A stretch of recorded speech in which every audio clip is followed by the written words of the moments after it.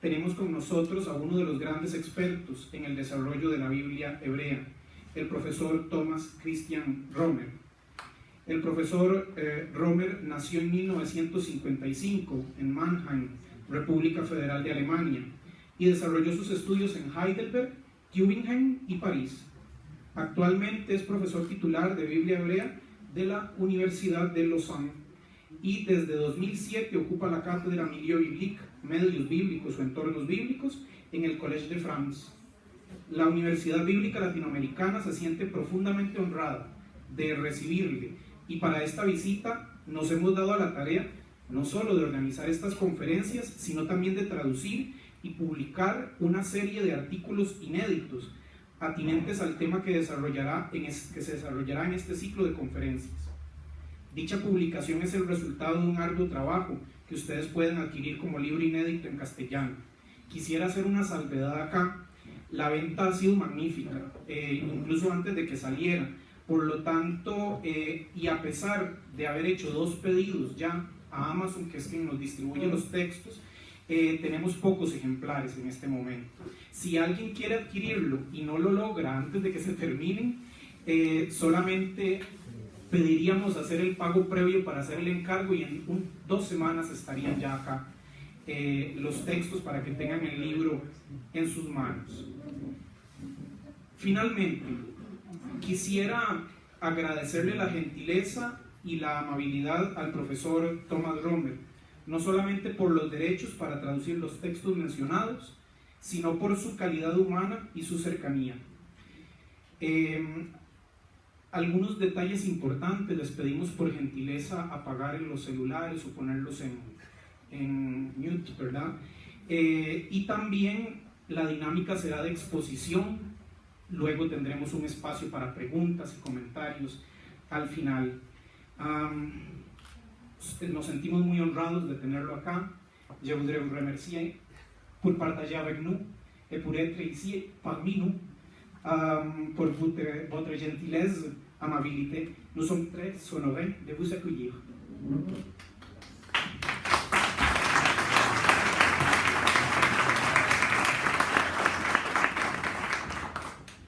Buenas noches, disculpe para no hablar español suficientemente, so I have to speak in English, but first of all I would like to thank all the staff from the UBL for this kind invitation, David, Hansel, Elisabeth, Enrique and all the others.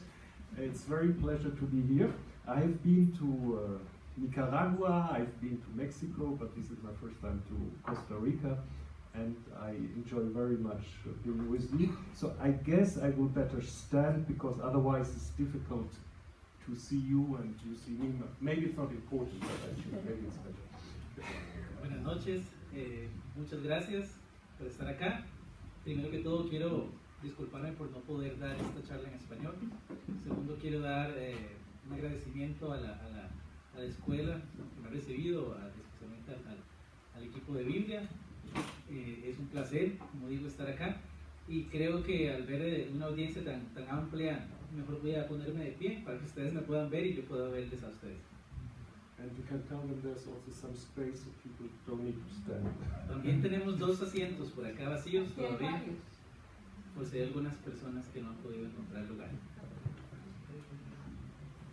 Okay, so I have my personal translator, and Personal por acá. and the good thing is that the slides will be in Spanish already, so you can already have some ideas what I will tell. Lo bueno también es que las imágenes tienen una síntesis en español de las ideas, así que van a poder ir siguiendo a través de la lectura. So what I would like to do this evening is summarizing a book that I wrote that has maybe a strange title. In French and in English was translated The Invention of God. And this, of course, will immediately provoke the question: can does one invent God? And I would start with a very famous person for most of you, the Reformator Martin Luther. Esta conferencia resume una investigación que fue publicada en múltiples idiomas. El título original puede ser un poco extraño. En francés y en inglés sugiere la idea de la invención de Dios. Así que la pregunta emerge inmediatamente. ¿Podemos inventar a Dios? ¿Puede uno inventar a Dios? Interesantemente, el reformador protestante Martín Lutero pensaba que sí. So Martin Luther, when he was commenting on the Ten Commandments, was asking the question, what is a God? And his answer, you have it here, a lo que tu corazón se afere y confie que ahí tu Dios. So you don't need to translate that. Lutero también estaba interesado por la pregunta, en la pregunta por la definición de Dios. En su explicación de los 10 mandamientos hace la pregunta, ¿qué es un Dios? So if you take this definition of Martin Luther, then a God is always invented by humans in the sense that they seek for support, consolation, salvation, or more broadly speaking, for the sense of life. De acuerdo a esta definición, un Dios siempre es de cierta forma inventado por los seres humanos, en el sentido de que buscan por apoyo, consolación, salvación o hablando más ampliamente, un sentido para su vida.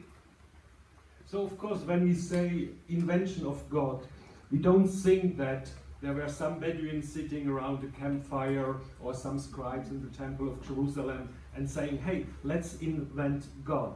If we speak about invention, we speak more of a process that means a construction rising out of particular experiences, encounters and traditions.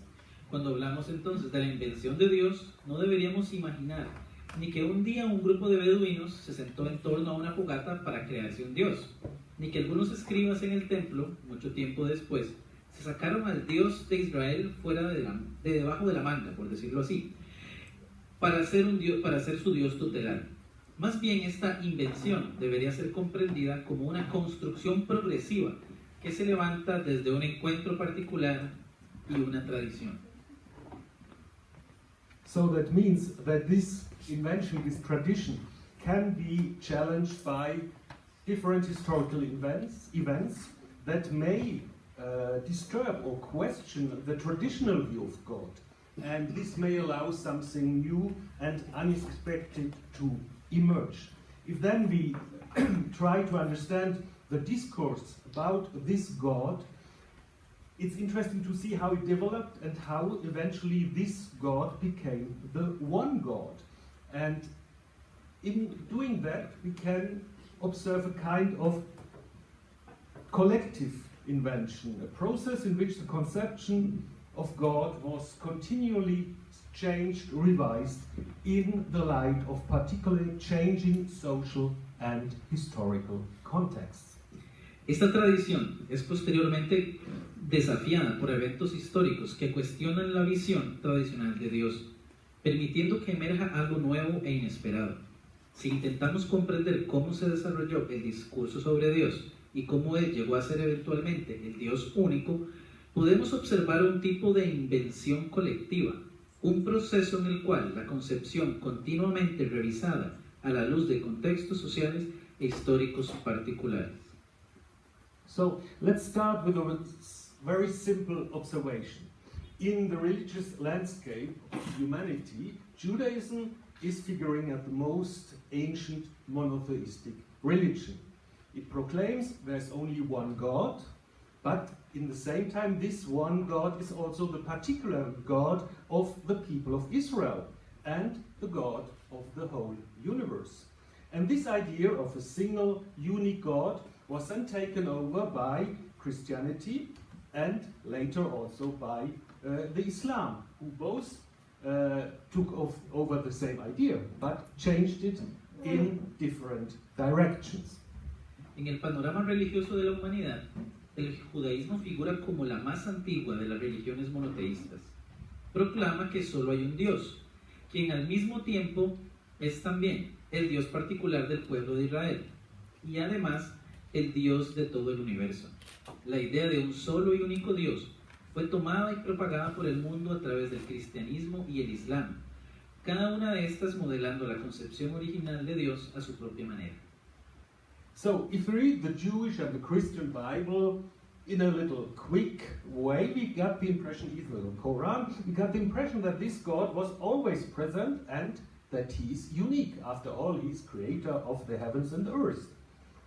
But looking more closely, there are texts that does not really fit to this idea that the only God was only from the very beginning. And also that he was not always the God of the people of Israel. One example, if you look on the call of Moses, we see that Moses does not know the name of the God. Or in another story of the same call, a little later in chapter 6, God is saying to Moses that he has not revealed yet to the Israelites under his real name. And also why this God reveals to Moses in the wilderness. A lot of questions that do not fit exactly with the idea of the one and unique God. Cuando leemos las Biblias cristiana y judía y también el Corán, tenemos la impresión de que este Dios estuvo siempre presente y fue siempre único, después de todo. Después de todo, es el creador de los cielos y la tierra. Mirando más de cerca, sin embargo, encontramos textos que no encajan bien con esta idea. Primero, existe un número importante de textos que reflejan la idea de que Yahvé, y volveremos a esta pregunta de los nombres divinos, no era adorado en Israel desde el principio. Cuando este Dios se revela a Moisés en el libro del Éxodo, Moisés no conoce el nombre de este Dios, y en otra versión del envío de Moisés, Dios le dice que aún no se ha revelado a Israel con su verdadero nombre. Entonces nos preguntamos, ¿es esto un vestigio del hecho histórico de que Dios no fue siempre el Dios de Israel? Y más aún, ¿por qué, después de todo, se revela en el desierto entre Egipto y la tierra de Canaán? See, the Spanish translation takes more time than Okay, so I would like to invite you to an investigation and a little bit like in a crime novel to determine the indications that we have of the origins and the successive transformation of the God of Israel. Of course, doing so, our results can be only hypothetical, because we have to acknowledge, remember, that the authors of the Bible, they are not interested in telling us things how they really happened. They have their own political and theological agenda, and this we have to take into account, because they, the biblical redactors, they like to, give us their view on the history of the God of Israel. En esta presentación me gustaría invitarles a iniciar una investigación, parecida a una novela de detectives, para determinar los orígenes y transformación sucesiva del Dios de Israel. Los resultados no pueden ser más que hipotéticos, porque solo tenemos a nuestra disposición un puño de piezas indirectas de evidencia en los mismos textos bíblicos. Confiar exclusivamente en esta evidencia puede convertirse en una trampa, la cual debemos buscar evadir, porque los autores de los varios libros de la Biblia, obviamente, no son testigos imparciales, y más bien imponen sobre su audiencia su visión de la historia y del Dios de Israel. So that means if we do this investigation, we have to take the Bible as any other document from the antiquity and to analyze it without preconceptions. And of course, what we need to do also is to compare these results with other indications we can have from archaeology, from epigraphy, from documents coming from other people from the ancient Near East. Entonces, la Biblia debe analizarse históricamente, sin preconcepción, como se haría con cualquier otro documento de la antigüedad. Aún más, los resultados de nuestro análisis de los textos bíblicos deberán ser comparados con hechos arqueológicos, epigráficos e iconográficos. So, the other problem we have is that nowadays a lot of biblical scholars would argue that the text from the Hebrew Bible, especially from the Torah, from the Pentateuch, are very late texts written maybe after the destruction in Jerusalem in the Babylonian or Persian period. And so, for some people, it would be illegitimate to take these texts to trace very old origins of the God of Israel and of the people of Israel. But if we claim such a position, we make a little mistake also, because we forget that the Bible is not a work of an author. We don't know who wrote the Bible. It's not signed. So it's a literary of tradition. And tradition means transmission. And that means also that even if the text is late, it can transmit older tradition. It's not just risen in the mind of some intellectuals in the Persian period, sitting in some chairs or offices in the temple or elsewhere. En la investigación académica actual, muchas partes del Pentateuco presuponen la aniquilación del reino de Judá, la destrucción del templo de Jerusalén y el exilio de Babilonia. Y esto ha sido a menudo considerado como una buena razón para considerar legítimo el uso de estos textos para rastrear los orígenes de Israel y su Dios. Tomar este rumbo, sin embargo, implica ignorar el hecho de que las narrativas contenidas en el Pentateuco no son invenciones que proceden simplemente de las mentes intelectuales que están sentados en sus cómodas sillas. Y básicamente el profe también resume la idea de la tradición como un elemento importante, que no se centra solamente en la invención, sino de una memoria que viene de tiempo atrás. So that means that late text can preserve what we call traces of memory. This is an expression, it's not written here. This is an expression is coming from an Egyptologist, Jan Assmann, who was very interested in cultural memory, and he had this idea of traces of memory, which can in fact sometimes relate to very old experiences in very young text. Okay. It's not written. It's not written, so you may translate it. Okay. It's not important, you have it here. No, it's just about traces of memory. It's an invention of Jan Assmann, who's an Egyptologist, who's arguing that, yeah. The term. Yeah, the term, and it's coming from Jan Assmann. Okay. El término, sí, básicamente, porque seguimos bajo la idea de trazar la memoria. Y entonces el profesor Römer habla de un profesor, un egiptólogo que se llama Jan Assmann, que ha desarrollado el concepto de traces of memory, sería rastros de memoria, para explicar un poco el fenómeno que va habiendo a la hora de aproximarse históricamente a la Biblia. Okay, now you get the schema, and you don't need to translate it because it's all translated here already. So I will start with some traditions about the encounter in the wilderness. We will then go to the names Israel and Yahweh. So what can we know about these names and the encounter of those? Then the question, what can we say about Yahweh as a God coming from the south? How this God becomes the God of Israel? And then how he is changing into the one God, which is not the same as the unique God, which is two different steps. And then we go to a conclusion, and we look a little bit about the importance of the wilderness in the three monotheistic religions. Bien, básicamente tenemos el esquema acá a la derecha. Son los 6 puntos que se van a discutir a lo largo de esta presentación. Okay. So let's start with the encounter in the wilderness. So in the book that is attributed to the prophet Hosea, we find a divine speech in which it is said that God, Yahweh, encountered Israel like grapes in the wilderness. En el libro atribuido al profeta Oseas, encontramos el siguiente discurso divino. Como uvas en desierto encontré yo a Israel. Como breva de higuera en sus primicias vi a vuestros padres. And something similar in the book of Jeremiah, where the encounter again happens in the wilderness and where Israel is compared to a bride.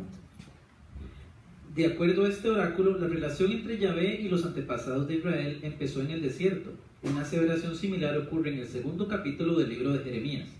De ti recuerdo tu cariño juvenil, el amor de tu noviazgo, aquel seguirme tú por el desierto, por la tierra no sembrada.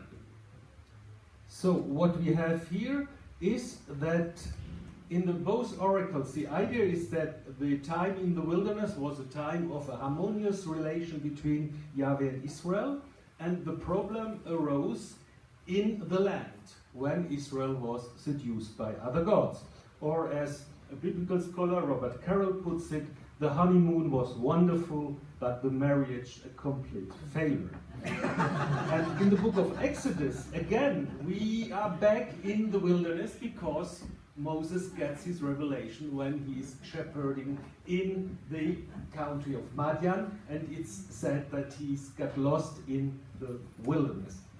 Israel es, como sucede a menudo en los textos proféticos, comparado con la esposa de Yahvé, más precisamente con la novia de Yahvé, quien sigue a su esposo a sus dominios, aunque estos dominios sean descritos como un campo sin cultivar.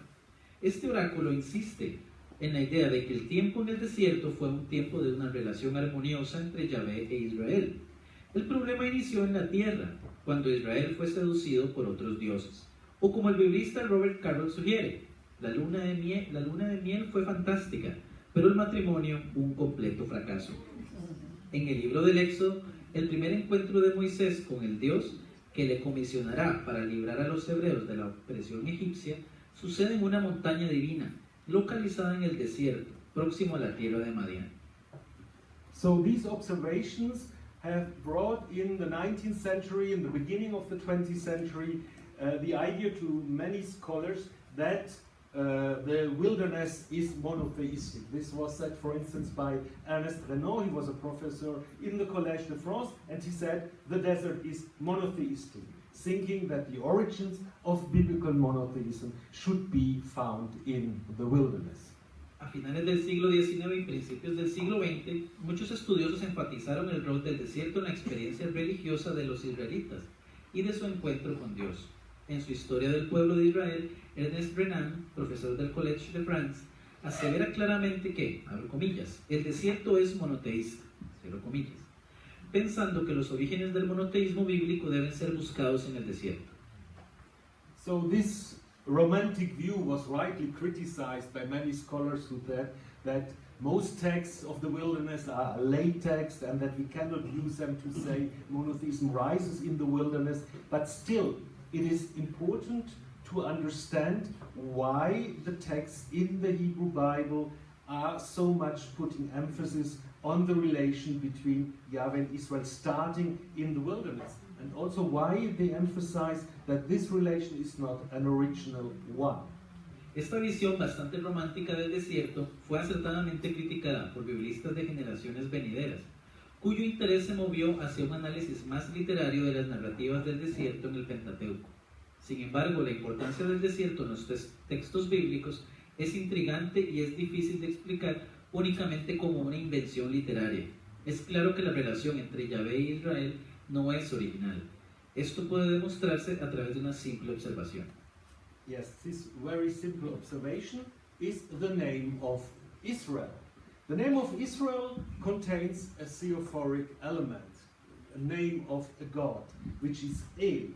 And the name of this god El is known, for instance, in Ugarit, where El is the most important god presiding the assembly of all the gods. And we find this theophoric element also in the name of Ishmael, which means may El listen or hear. El nombre Israel, estamos en la siguiente observación. El nombre Israel contiene un elemento teofórico, el cual es el nombre propio de un dios como el que uno encuentra como jefe del panteón de Ugarit. El nombre Israel está compuesto por los mismos elementos que Ismael, Yismael, que significa que él escuche. La etimología del nombre Yisrael es entonces sujeta a controversia. Yes, we have two different explanations. We have the story in Genesis 32, which you may know, where Jacob is fighting against a mysterious being, and then at the end he said that he fought against God. So this would be a root meaning to fight, And then the original name would be may el fight or combat. Or, and this is probably a better etymology, we can have the root Sarah, which means to govern, and then we would have the signification may el govern, and this is exactly what he's doing in Ugarit and other texts. He's presiding the assemblies of the God. En el libro del Génesis, el autor del relato de la lucha de Jacob con el misterioso ente que eventualmente se revela como Dios, propone una etimología popular basada en una raíz que significa luchar o combatir. Israel significaría entonces que él combata. Es posible también que el significado original de Israel esté basado en la raíz Sará, que significa regir o gobernar, o en otras palabras, que él gobierne. Esta etimología corresponde con el rol de él como lo conocemos por Ugarit.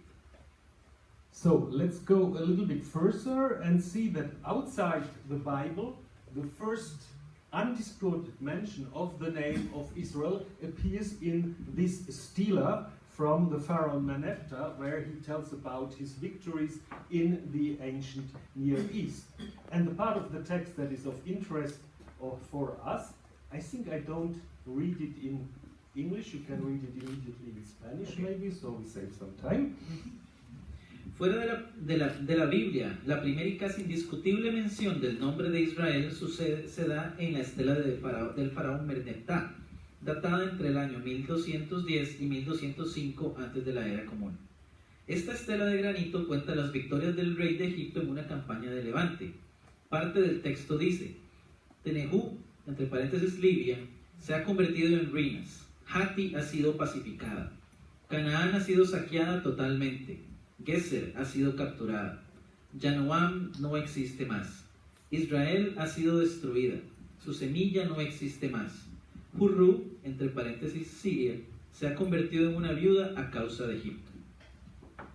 So what is interesting is if you look in the Hebrew, in the Egyptian transliteration of the word of Israel, we see that Israel, because the Egyptians, they determine if they have a proper name, whether it's a group, whether it's a land, whether it's a mountain, whether it's a city.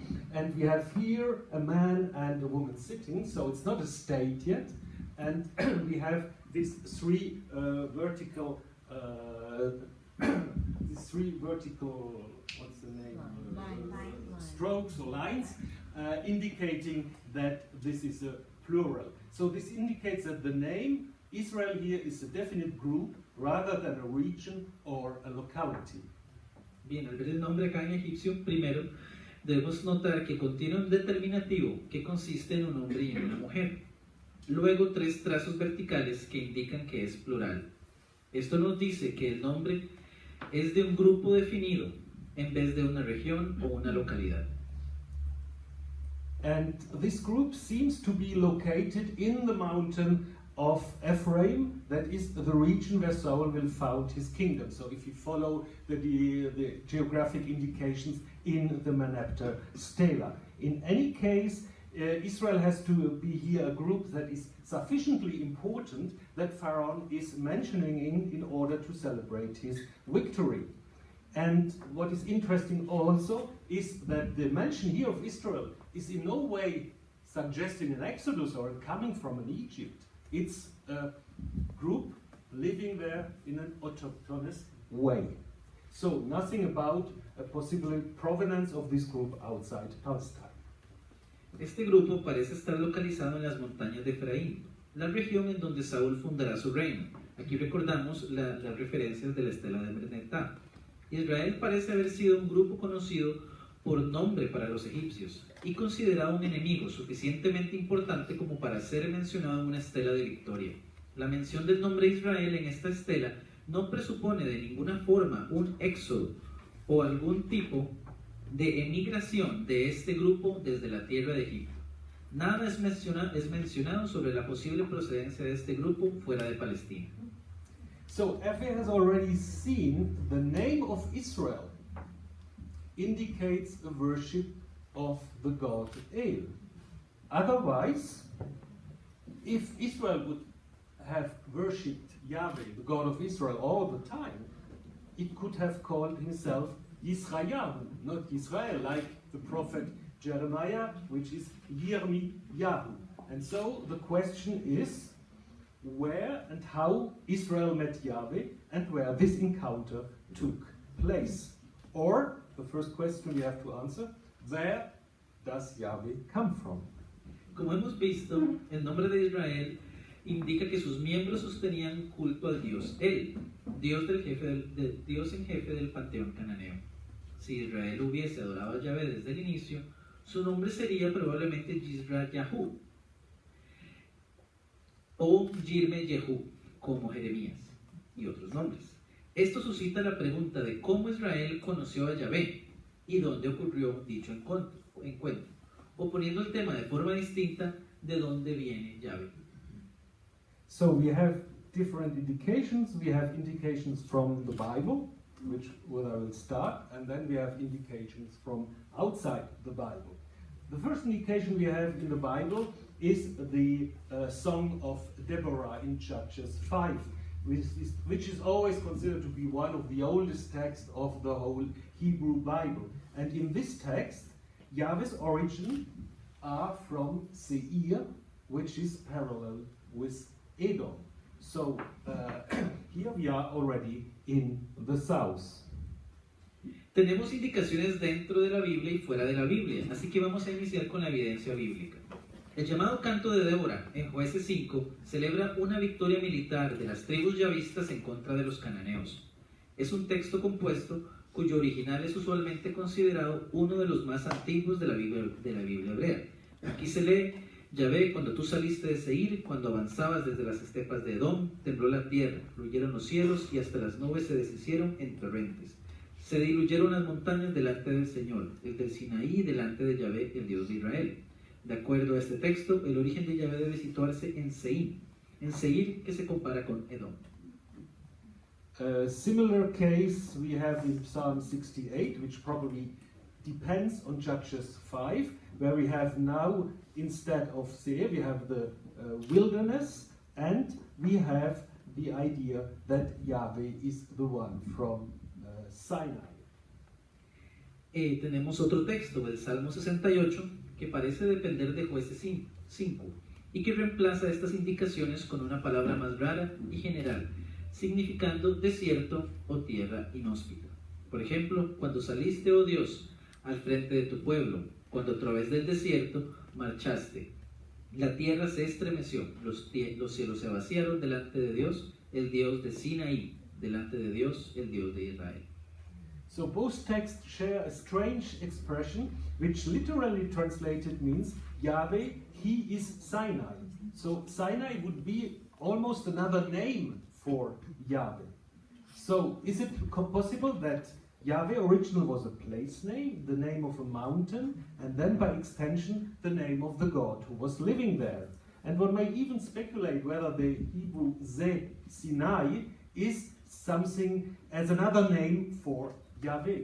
Similarly, as we can observe in the pre-Islamic deity Dushara, which is worshipped by the Nabateans next to Petra, and which literally means he from the Mount Shara, similarly to what we have here for Yahweh.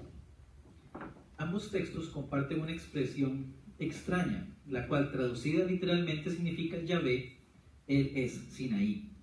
Sería entonces Sinaí otro nombre para Yahvé. Es posible que Yahvé originalmente fuese un nombre lugar, el nombre de una montaña, y por extensión el nombre del Dios que vive en ella. Uno podría especular si la expresión hebrea, Sen Sinaí, era otro nombre para Yahvé, similar al nombre de la deidad Dushara, adorada por los nabateos, y que significa el del monte Shara, que está localizado cerca de Petra. Tomando a consideración este paralelo, la expresión el de Sinaí sería un epíteto usado para Yahvé. In any case, for these both texts, Judges 5 and the Psalm 68, Sinai cannot be where it is located today, in the Jebel Musa, which is a Christian invention from the 4th century. So Sinai for those poems must be some mountain here next to Edom. And this is also indicated by a text from Deuteronomy 33, where Yahweh is said to come from Sinai, and Sinai is paralleled with the ear, as we have seen already, which is Edom. En cualquier caso, para Jueces 5 y Salmos 68, el Sinaí no puede ser localizado en la península de Sinaí, donde la tradición posterior situó la montaña en la cual Yahvé reveló su nombre. El himno en Jueces 5, 4, 5 parece emanar que se sitúa en algún lugar de Edom. Lo mismo sucede en el poema al final del libro de Deuteronomio. Ha venido Yahvé del Sinaí. Para ellos, desde Seir se ha levantado. Aquí de nuevo, el Sinaí es puesto en paralelo con Seir. And finally, we need to mention a passage in the book of the prophet Habakkuk, where God is coming from Teman, and Teman is met together with the Mount Paran, and then we have also Kushan and the Madianites, to which we will come back. So the word Teman is attested elsewhere in the Bible as the name of a person or a clan in the genealogy of Edom. In other texts, it seems to designate a locality in Edom, or is even used as another name for Edom. Finalmente necesitamos mencionar un pasaje del libro de Habacuc en 3:7. De Temán viene Dios, del monte de Parán viene el Santo. Su gloria cubre el cielo y su alabanza llena la tierra. Una plaga mortal lo precede, un fuego abrasador le sigue los pasos. He visto afligidos los campamentos de Cusán y angustiadas las moradas de Manián. En esta visión profética Yahvé viene de Temán, que parece estar cerca de Madián. La localización del monte Parán es poco clara. La palabra Temán se encuentra en Génesis 36 como el nombre de una persona o clan en la genealogía de Edom. En otros textos parece designar una localidad o territorio en Edom, o es inclusive utilizada como una expresión paralela para Edom. And this is very interesting because we can compare this with findings from Kuntilet Ajrut. Kuntilet Ajrut is a very important place on the road from Elat to Gadara, and it was excavated by Israeli scholars during the time that Israel was occupying the Sinai Peninsula. So this is something. Yes, I saw that. Pues es muy interesante, podemos comparar los descubrimientos de Kuntilet Ajrut con lo que él estuvo señalando ahí que yo no pude ver.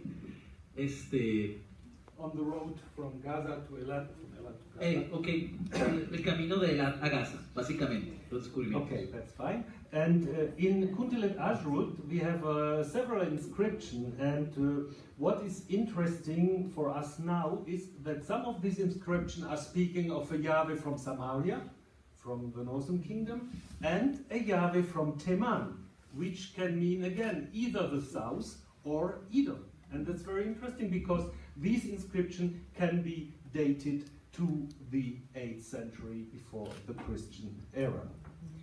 Fuera de la Biblia, la inscripción que nos ayuda es esta que acabamos de mencionar de Kuntilet Ajrut, que menciona un Yahvé de Samaria y un Yahvé de Temán. La palabra hebrea Temán implica en primera instancia el sur en general, luego el sur como la designación de un área geográfica particular, el área del sur, y esta tierra parece estar localizada en las cercanías de Edom y Madián. And this brings us to Moses and Midian, because Midian also plays an important role in the Moses story. You know the story when Moses has to flee from Egypt. He is working, he becomes the son-in-law of a priest of the Midianites, and he is then working as a shepherd in the land of Midian. And according to the Bible, Midian is located very closely Midian is very closely to Egypt and also to Paran, as we have it here in this text from 1 Kings 11. La tierra de Madián juega un rol muy importante en la historia bíblica del Éxodo, como lugar de la revelación divina. De acuerdo al relato bíblico, Moisés, habiendo asesinado a un capataz egipcio, escapa a la ira del rey egipcio huyendo a la tierra de Madián, donde se convierte en el yerno de un sacerdote llamado Jetro y algunas veces Reuel. Aparentemente Madián está cerca de Edom, de acuerdo al primer libro de los Reyes 11, que narra la huida de un joven edomita de la casa real hacia Egipto. Madián aparece localizada al sur de Edom, en el camino que lleva de Edom a Egipto. And then comes the story of the revelation of the divine name to Moses when working as a shepherd for Jethro. Moses leads the flock to the far side of the wilderness and then comes to a divine mountain where God is calling him. We don't read the whole story. What is important here is the question that Moses then asked to God. When the Israelite will ask me, ¿cuál es su nombre? Yo le responderé, dijo Dios a Moisés, yo soy el que soy. Bien, cuando trabajaba como pastor para Jethro en Madián, Moisés llevó un rebaño a la parte más remota del desierto y llegó a una montaña divina donde una divinidad desconocida se le reveló en una zarza ardiente y Moisés preguntó por su nombre. Entonces lo importante es la pregunta que hace Moisés a Yahvé, a quien voy a decir que me envía, yo soy el que soy. Es la respuesta. And so this is the only passage in the whole Hebrew Bible that comments and gives a speculation about the significance of the divine name. So how shall we understand this Ehyeh Asher Ehyeh? Shall we go with Martin Buber? Martin Buber was just saying, I am who I am. It's not your business. You don't ask these questions. Or does it mean something else? Este es el único pasaje en toda la Biblia hebrea que contiene una especulación sobre el significado del nombre divino, Yahvé. Uno desearía seguir al filósofo judío Martin Buber y entender la respuesta de Dios a Moisés como un rechazo a la revelación. Yo soy lo que soy y lo que soy no es asunto tuyo. This may be partially right, but in the following verses, the explanation is put in relation to the divine name of Yahweh. The expression Ehyeh Asher Ehyeh echoes first of all the promise of assistance that God has given to Moses in verse 12. Ehyeh imach, I will be with you. That means that Yahweh is the God who will be with Moses. His name contains a promise of assistance. Aún más, en los siguientes versos esta explicación es puesta explícitamente en relación con el nombre Yahvé. La expresión Ehyeh Asher Ehyeh hace eco primero de la promesa de ayuda del verso 12, Ehyeh imach, estaré contigo. Yahvé es por ende el Dios de quien será con Moisés o quien estará con Moisés. Su nombre contiene por ende la promesa de ayuda.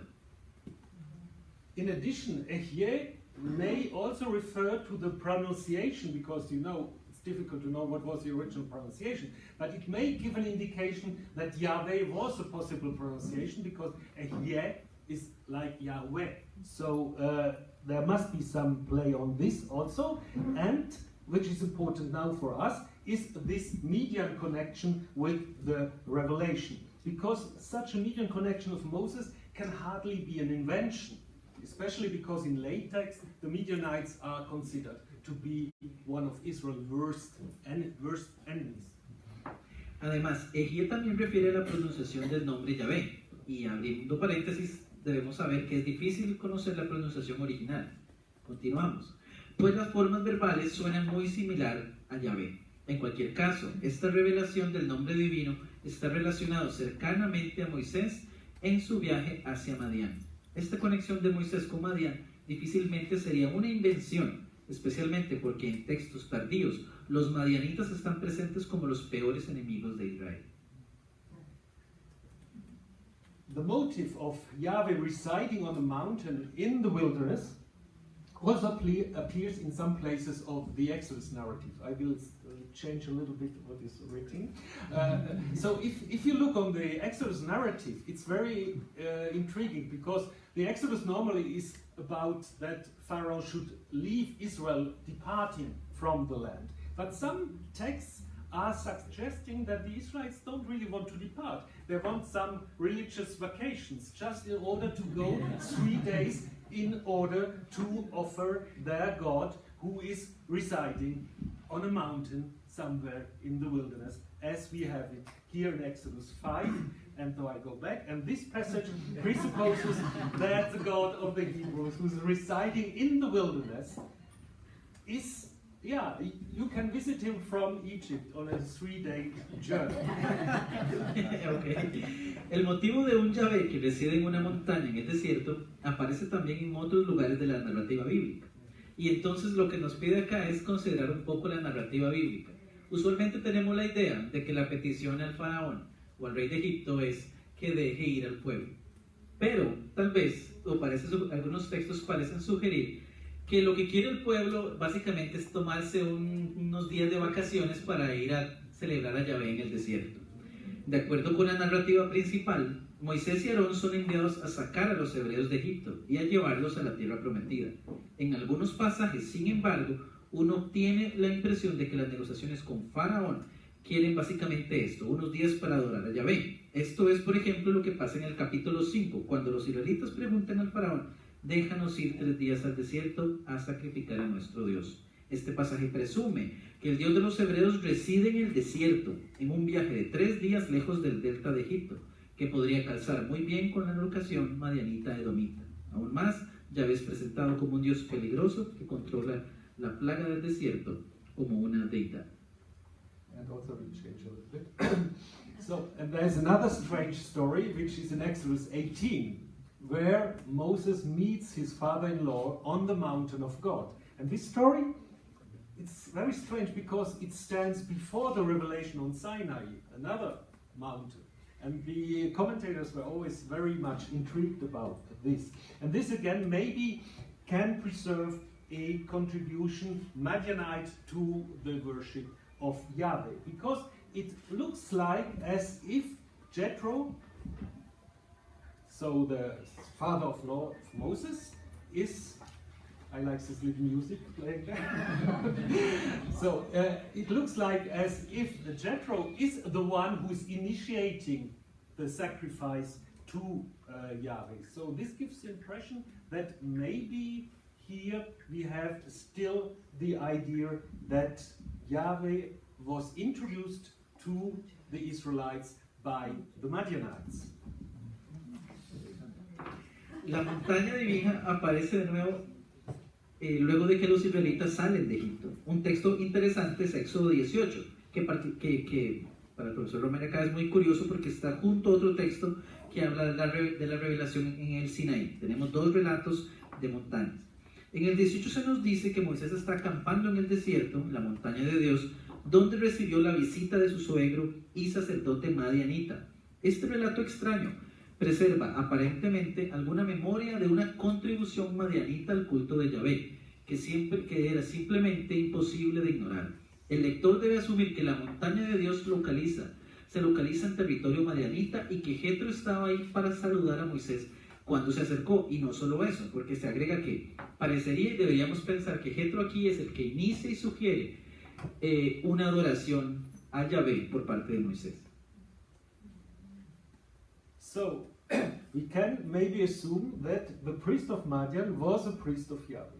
In any case, the story shows us the importance of a Madianite background of the origins of Yahweh. So, if we sum up so far, we can say that the Hebrew Bible contains several indications, poetic text and the Exodus narrative, that show that there was an original location of Yahweh on a mountain somewhere in the wilderness, next to Midian and Edom, and there's, in a case, no clear border between Edom and Midian. Seguimos entonces manejando la idea de que fue Jetro el madianita quien toma la iniciativa del sacrificio a Yahvé. La versión original de este relato de encuentro entre Moisés y Jetro debe entenderse entonces como un sacrificio hecho por el sacerdote de Madián. Partiendo de una observación como esta, el siguiente paso sería asumir que el sacerdote de Madián era un sacerdote de Yahvé. En cualquier caso, el relato confirma la importancia del trasfondo madianita de los orígenes de Yahvé. La Biblia hebrea contiene múltiples indicaciones, tanto textos poéticos como narrativa en el Éxodo, para pensar en una locación original de Yahvé en una montaña en el desierto, la cual estuvo localizada en Madián o Edom, considerando que no es posible establecer una frontera entre estas 2 regiones. So let's go now to some extra biblical indication. And this location first may be confirmed by Egyptian inscriptions from the last century of the second millennium before the Christian era that mention nomadic groups that are called shasu. Shasu may just mean wandering or to go and pass by. So this is for those who have been some Egyptian, this is the Egyptian words that you can have for the shasu. Nos movemos ahora a la evidencia extra bíblica. La ubicación que hemos estado mencionando puede ser confirmada por las inscripciones egipcias de los últimos siglos del segundo milenio, donde mencionan grupos nómadas como shasu, palabra que podría derivar de un término egipcio para deambular o ir de paso. And we have inscription from the time of Pharaoh Anophis, where there's a list of various nomadic groups that are called the shasu. And there are a group that is called the shasu from the ear. And inside this group of the shasu from Seir, we have a small group that are called the shasu Yahweh. And this may indicate that these shasu are related to Yahweh, that may be a god of a certain place or the name of a divine mountain. En una inscripción del faraón Amenofis III en el Sudán del 1370, existe una lista que contiene varias menciones de estos nómadas, como una especificación de su territorio. Entre los shasu de Seir aparece un grupo llamado shasu Yahweh. En estos textos, Yahweh parece ser un término geográfico, referente a una montaña tal vez, y también un nombre divino. La explicación de esta dualidad podría ser que el Dios de determinado lugar podría ser identificado con el lugar y por ende tomar su nombre. And we have also iconographic attestation of these shasu in relief from the temple at Karnak, which represent the campaign of the Pharaoh Seti I, and where you can see the shasu. Here you can identify them with their goatees and the hair held back by a hairband. And what we know, that they were working for the Egyptian in copper mines in the region of nowadays Elat or Aqaba. Un testimonio iconográfico de los shasu se puede encontrar en un relieve dañado en el templo de Amón en Karnak, el cual representa las campañas palestinas de Seti I. Los shasu se reconocen a través de sus barbas de chivo y su cabello amarrado hacia atrás con una diadema. Parece que estuvieron relacionados con una mina de cobre en un área alrededor del valle de Timná, cerca de 20 millas al norte del moderno Eliad, que se había convertido en el centro de esta industria como resultado de las expediciones egipcias. So that means that the archaeological, epigraphic and iconographic evidence all place some shasu in the territory of Edom and of Midian at the time of the transition from the late Bronze to the Iron Age. And amongst these shasu, there might have been a group whose tutelary god was called Yahweh, and this is very fitting what we have in the biblical text, representing Yahweh as a god in the wilderness in the south. Así, toda la evidencia arqueológica, epigráfica e iconográfica circula algunos shasu en el territorio de Edom y Madián al momento de la tradición del bronce tardío a la edad del hierro. Y entre estos shasu pudo haber un grupo cuyo dios tutelar era llamado Yahweh o Yahweh. Esta evidencia encaja mucho con lo que el texto bíblico representa a Yahweh como un dios del desierto en el sur. So we can also ask why Yahweh has this close relation to Edom. We have biblical texts that give the impression of a very close and privileged connection between Israel and Edom compared to the relation with the other neighbors. For instance, in Deuteronomy 2:5 and in Joshua 24, we have this statement that Yahweh has given the land of Seir to the Edomites exactly as he has given the land to the Israelites. So, if we follow this line of argument, that it may be that what is a contrast with the case of Moab and Ammon, the Bible does not mention the name of the god of Edom. We mention the god Bible mentions the God of the Ammonites or the Moabites, but not of the Edomites. So the question may arise whether Yahweh was original also the God of the Edomites, which would, by the way, explain also the close relation between Jacob and Esau, Edom, in the Jacob story. Los textos bíblicos, o podríamos preguntarnos también, porque los textos bíblicos dan la impresión de una conexión privilegiada entre Israel y Edom, al compararse con en sus relaciones con sus vecinos. Deuteronomio 2.5 dice que Yahvé, quien ha dado a Seir a los hijos de Esaú, que Yahvé ha dado a Seir los hijos de Esaú. Y existe una frase similar en Josué 24.4. La Biblia condena repetidamente a los dioses nacionales de los moabitas y amonitas, Kemosh y Milcom, pero nunca al dios de Edom. Siguiendo este argumento, parece que contrario a lo que sucede con Moab y con Amón, la Biblia no menciona un dios nacional de Edom. Podríamos entonces especular que Yahvé también era adorado en Edom, y que Cos, el dios de Edom, surgió solo cuando Yahvé se convierte en el dios nacional de Israel y de Judá, lo que nos ayudaría también a pensar un poco la relación cercana entre Jacob y Esaú en el relato. So it is possible either that Yahweh and Cos were two names or two titles for the same divinity, or that Cos come in later. Any such speculation, of course, would need further argument to be supported. But in any case, as we have seen already in the inscription from Kuntilet Ajrut, Yahweh still in the 8th century can be called the Yahweh from Teman. That means that his southern and wilderness connection were still popular at that time.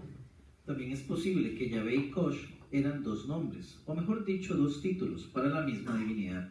Cualquier especulación de este tipo necesitará sin duda más argumentos. En cualquier caso, de acuerdo a las inscripciones de Kuntilet Ajrut, como un Yahvé de Temán, que implica que sus conexiones en el sur y en el desierto son todavía populares, deberá ser revisado.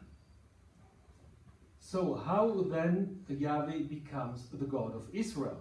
So it's plausible that this Shasu group brought the veneration of Yahweh as a God who defeats the Egyptian to Israel.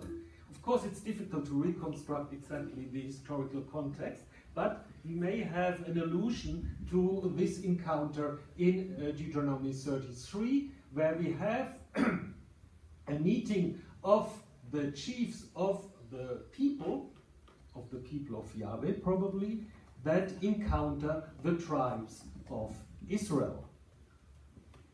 Así, es posible que el grupo Shasu trajera la veneración de Yahvé como Dios que derrota a los egipcios en favor de Israel.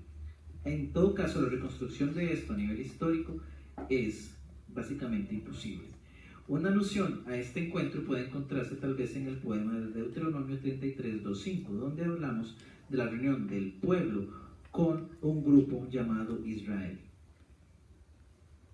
So this verse in Deuteronomy 33 seems to indicate a kind of union between the chief of the people of Yahweh and the tribes grouped together under the names of Israel. So maybe this was in fact the installation of Yahweh as the God of Israel. And this encounter preceded the time of the monarchy, when Yahweh then was introduced in the temple of Jerusalem, but also in the northern temples of Samaria and so on. And from that time, Yahweh underwent transformation from a desert god to a tutelary or national deity. Este último verso parece indicar un tipo de unión entre los jefes del pueblo de Yahweh, o un grupo Shasu, y las tribus agrupadas bajo el nombre de Israel. Los jefes del pueblo de Yahweh se encuentran con las tribus de Israel, y Yahvé termina convirtiéndose en el Dios de Israel. Podemos entonces detectar en este pasaje un trazo de la instalación de Yahvé como el primer Dios de Israel. Este encuentro precedió el tiempo de la monarquía, cuando Yahvé fue introducido al templo de Jerusalén, pero también en santuarios norteños como Samaria y otros lugares. Yahvé sufrió entonces una transformación que lo llevó de un Dios del desierto a un Dios tutelar o nacional. So according to the Bible, it was David who introduced Yahweh into his new capital, Jerusalem. Also, it was only Solomon who built the temple, again according to the Bible. But again, if you read the Bible closely, there's a strange indication that there may be already a temple in Jerusalem at the time of David. Because you may know the story about David and Bathsheba, and when Yahweh is punishing them for their adultery, the first child will die. And David wants to prevent that, and it is told that he went in the house of Yahweh in order to pray to Yahweh. And the house of Yahweh can be nothing else than a temple. So we have maybe here either a totally anachronistic text or a memory that David already frequented an existing sanctuary. De acuerdo a la tradición bíblica, fue David quien introdujo al buen Yahvé en la capital Jerusalén, aunque fue su hijo Salomón quien construyó el templo. Esta construcción probablemente no partió de cero, pero seguramente parte de la transformación de un santuario ya existente. Esto se intuye en el relato del adulterio de David con Betsabé. El hijo nacido de esta unión fue golpeado con una enfermedad. Cuando David conoce la muerte del niño, se levanta del suelo, se lava y va a la casa de Yahvé. Este verso transmite aparentemente una memoria en que David frecuentaba un santuario existente. Entonces tenemos dos posibilidades acá: la de este santuario o que estemos leyendo un texto claramente anacrónico. Okay, now we'll summarize a little bit the following. In the biblical account, Yahweh, before his arrival in Jerusalem, was residing in the ark. So the ark is called later the Ark of the Covenant, maybe originally the Ark of Yahweh, which plays an important role, especially in the conflicts with the Philistines. Vamos a hacer entonces un pequeño resumen. En el relato bíblico se vincula a Yahvé, antes de que llegue a Jerusalén, con el arca, palabra hebrea que significa caja o cobre. En revisiones tardías, esta arca se convierte en el arca del pacto, pero el nombre original y más antiguo fue a la vez el arca de Yahvé. De acuerdo con la narrativa del arca, esta jugó un rol importante en los conflictos militares de Israel con los filisteos. Parece haber servido para manifestar la presencia de Yahvé en estas guerras. So maybe we just skip this thing and just read the Bible in order to learn what happened when the ark came to the Philistines. The Philistines were struck with all kinds of evil things, so that they decided to bring the ark back to the Israelites. Vamos a ir rápido. Entonces nos movemos al evento cuando existe la guerra entre Israel y los filisteos roban el arca. Okay, so what is important, this is now a little like a commercial break, what we'll have now. It is that the ark was placed then in Kiryat Yearim. And Kiryat Yearim is said in the Bible to be just a place where the ark was standing 20 years. But I guess we should add a 200 years. I will explain this very briefly. Last year we started excavation with the University of Tel Aviv and the Collège de France in Kiryat Yearim, and there's indications of a very important sanctuary on the place. I can tell you this later. And so there will be a next season of excavation next year. And if there are interested people here to go to the excavation, you can speak to me later after this. Bien, hablamos que después de esta guerra el arca es enviada a Kiryat Yearim. Lo importante acá tal vez es que la Biblia menciona que el arca estuvo por 20 años, aunque por investigaciones recientes que han sido realizadas por el Collège de France y la Universidad de Tel Aviv, deberíamos agregar un 0 a este número. Hay una investigación muy reciente que tuvimos recientemente sobre la presencia de un santuario muy antiguo, y pues válgase decir que el otro año vamos a tener otra investigación, así que quien quiera acompañarnos en esta investigación arqueológica puede conversar conmigo al final de la charla. There are some scholarships for that.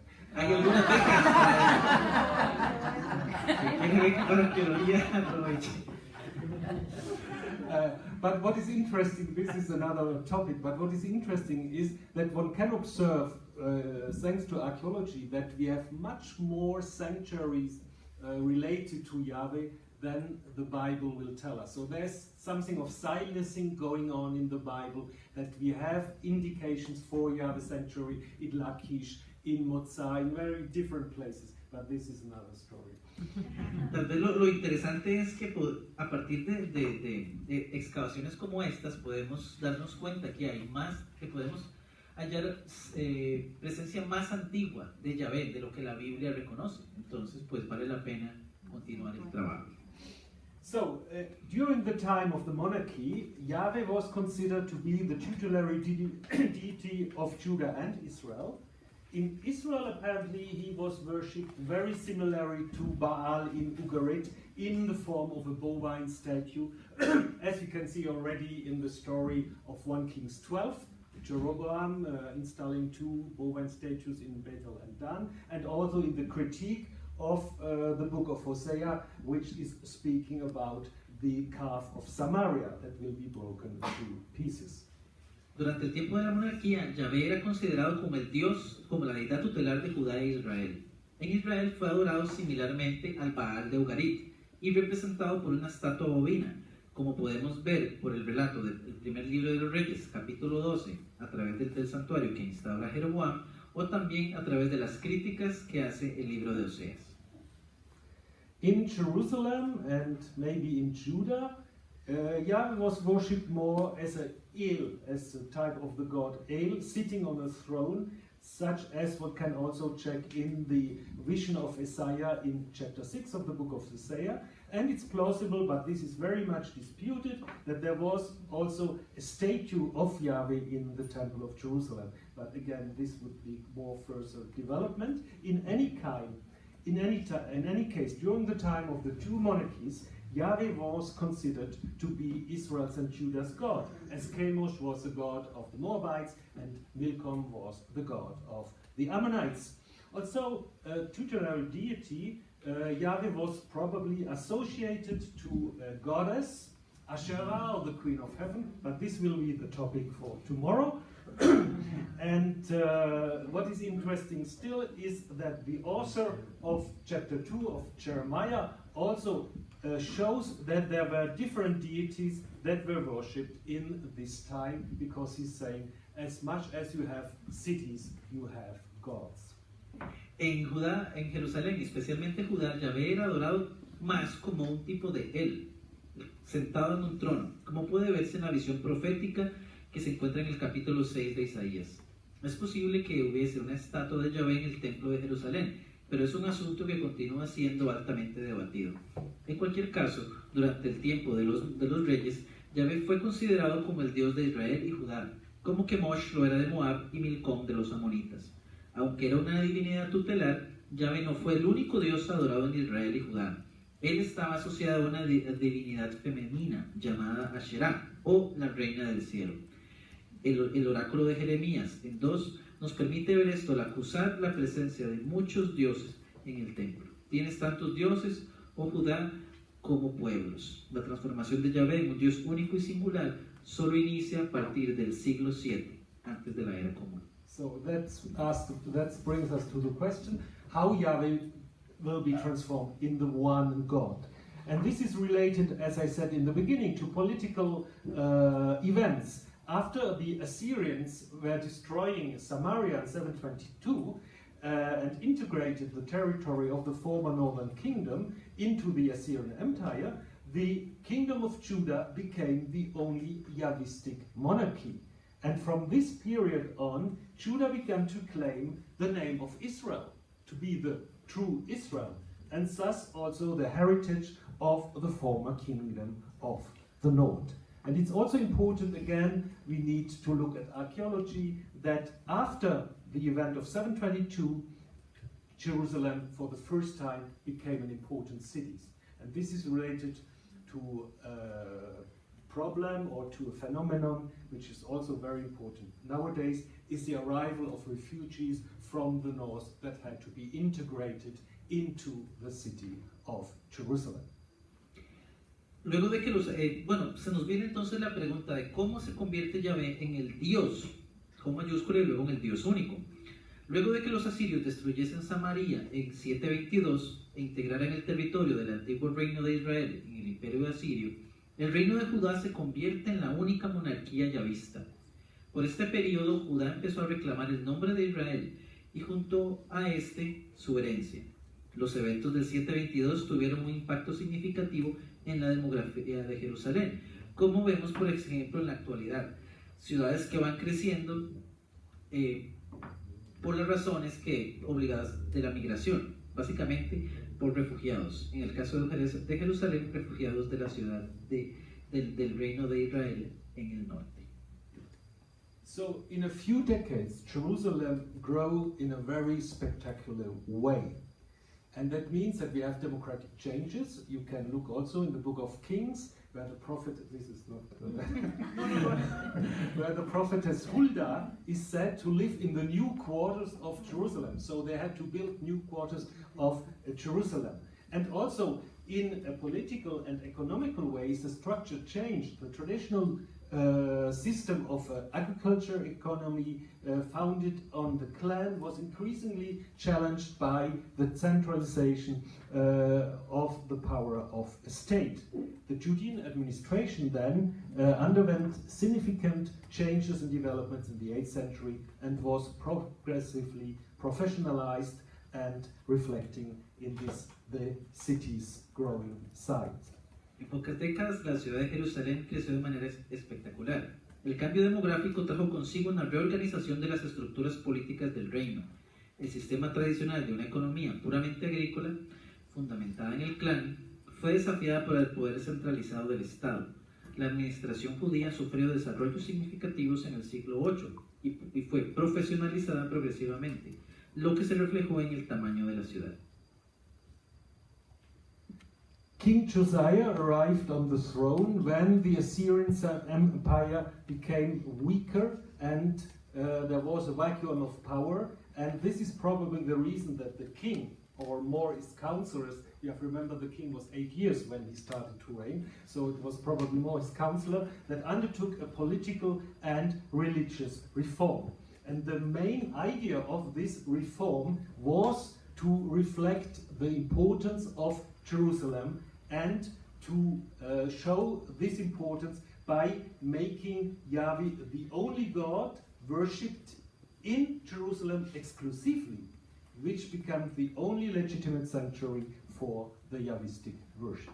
La llegada del trono del rey Josías correspondió con el declive del imperio asirio, y esta fue probablemente la razón por la que el rey y probablemente sus consejeros, debido a que, según la crónica bíblica, Josías tenía 8 años cuando subió al trono, llevaron a cabo una reforma religiosa y política, tratando de hacer de Yahvé el Dios único adorado en Judá y a Jerusalén como el único santuario legítimo para su adoración.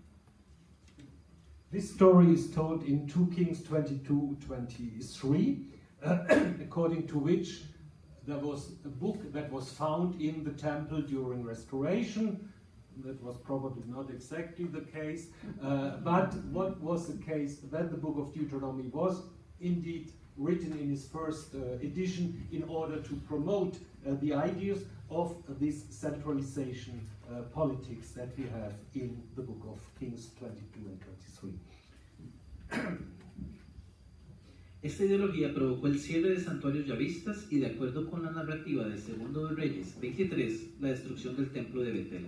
La versión original del Deuteronomio no se encontró durante los trabajos en el templo, probablemente como lo indica la narrativa bíblica, sino que fue escrito para promover las ideas centralizadoras y exclusivistas de la reforma de Josías.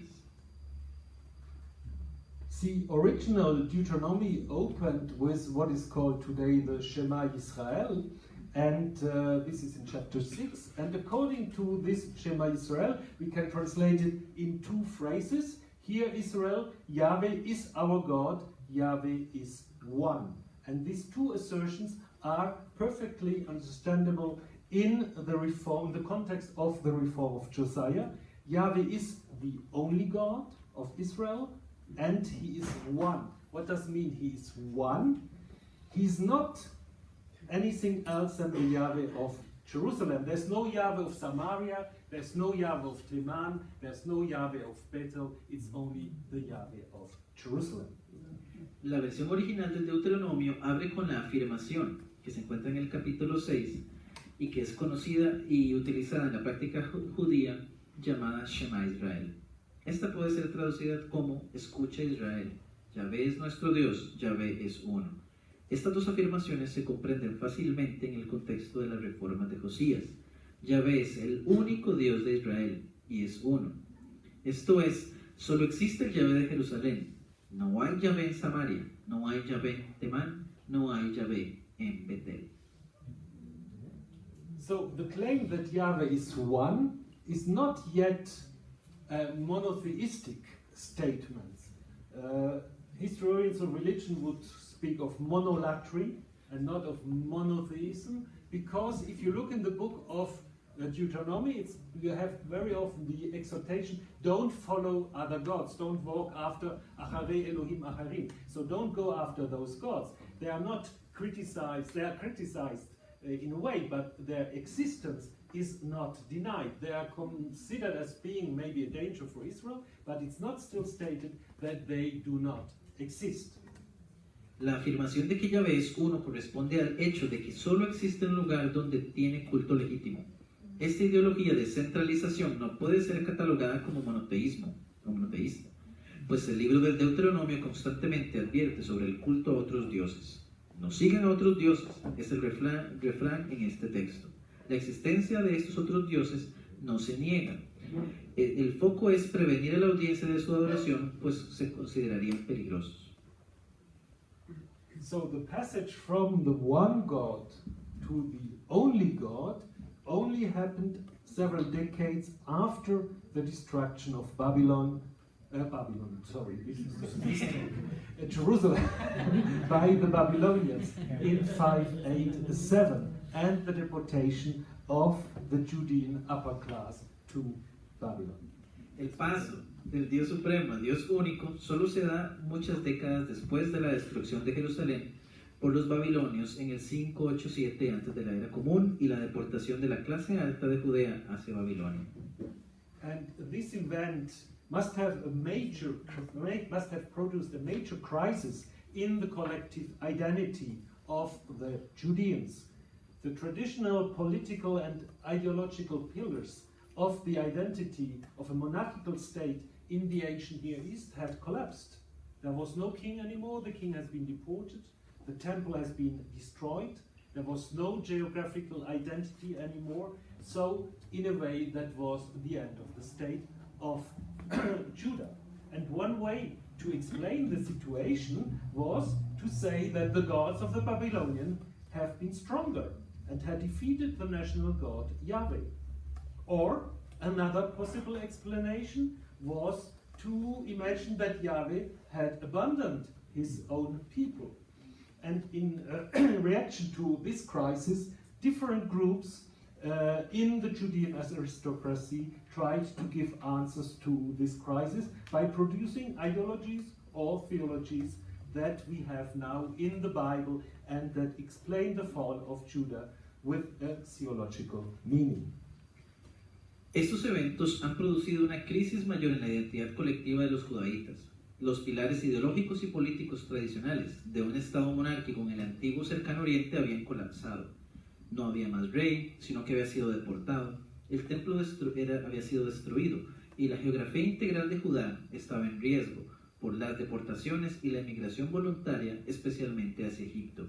Una forma de explicar la situación fue que los dioses de Babilonia eran más fuertes y habían derrotado al Dios nacional Yahvé. Otra explicación posible fue que Yahvé había abandonado a su pueblo. Grupos distintos de la aristocracia trataron de negociar y repensar la crisis, produciendo ideologías que daban a la caída de Judá un sentido teológico. So there was the first group that we call sometimes the Deuteronomists. It was a group that wrote the books from, or redacted the books from Deuteronomy to Kings in order to explain that the fall of Judah and the fall of Israel was not related to a weakness of Yahweh. It was, on the contrary, a reaction of Yahweh against the leaders of the people that were incapable to respect his laws that are written down in the book of Deuteronomy. And so, in fact, what is stated in 2 Kings 24, it was the wrath of Yahweh who was the real cause of the collapse of the reign of Judah. Un grupo de escribas revisó los libros desde Deuteronomio hasta Segundo de Reyes para demostrar que la caída de Israel y la destrucción de Judá y Jerusalén no fueron resultado de la debilidad de Yahvé, pero más bien su enojo contra su pueblo y sus líderes, quienes constantemente desobedecieron sus órdenes expresadas en el Deuteronomio.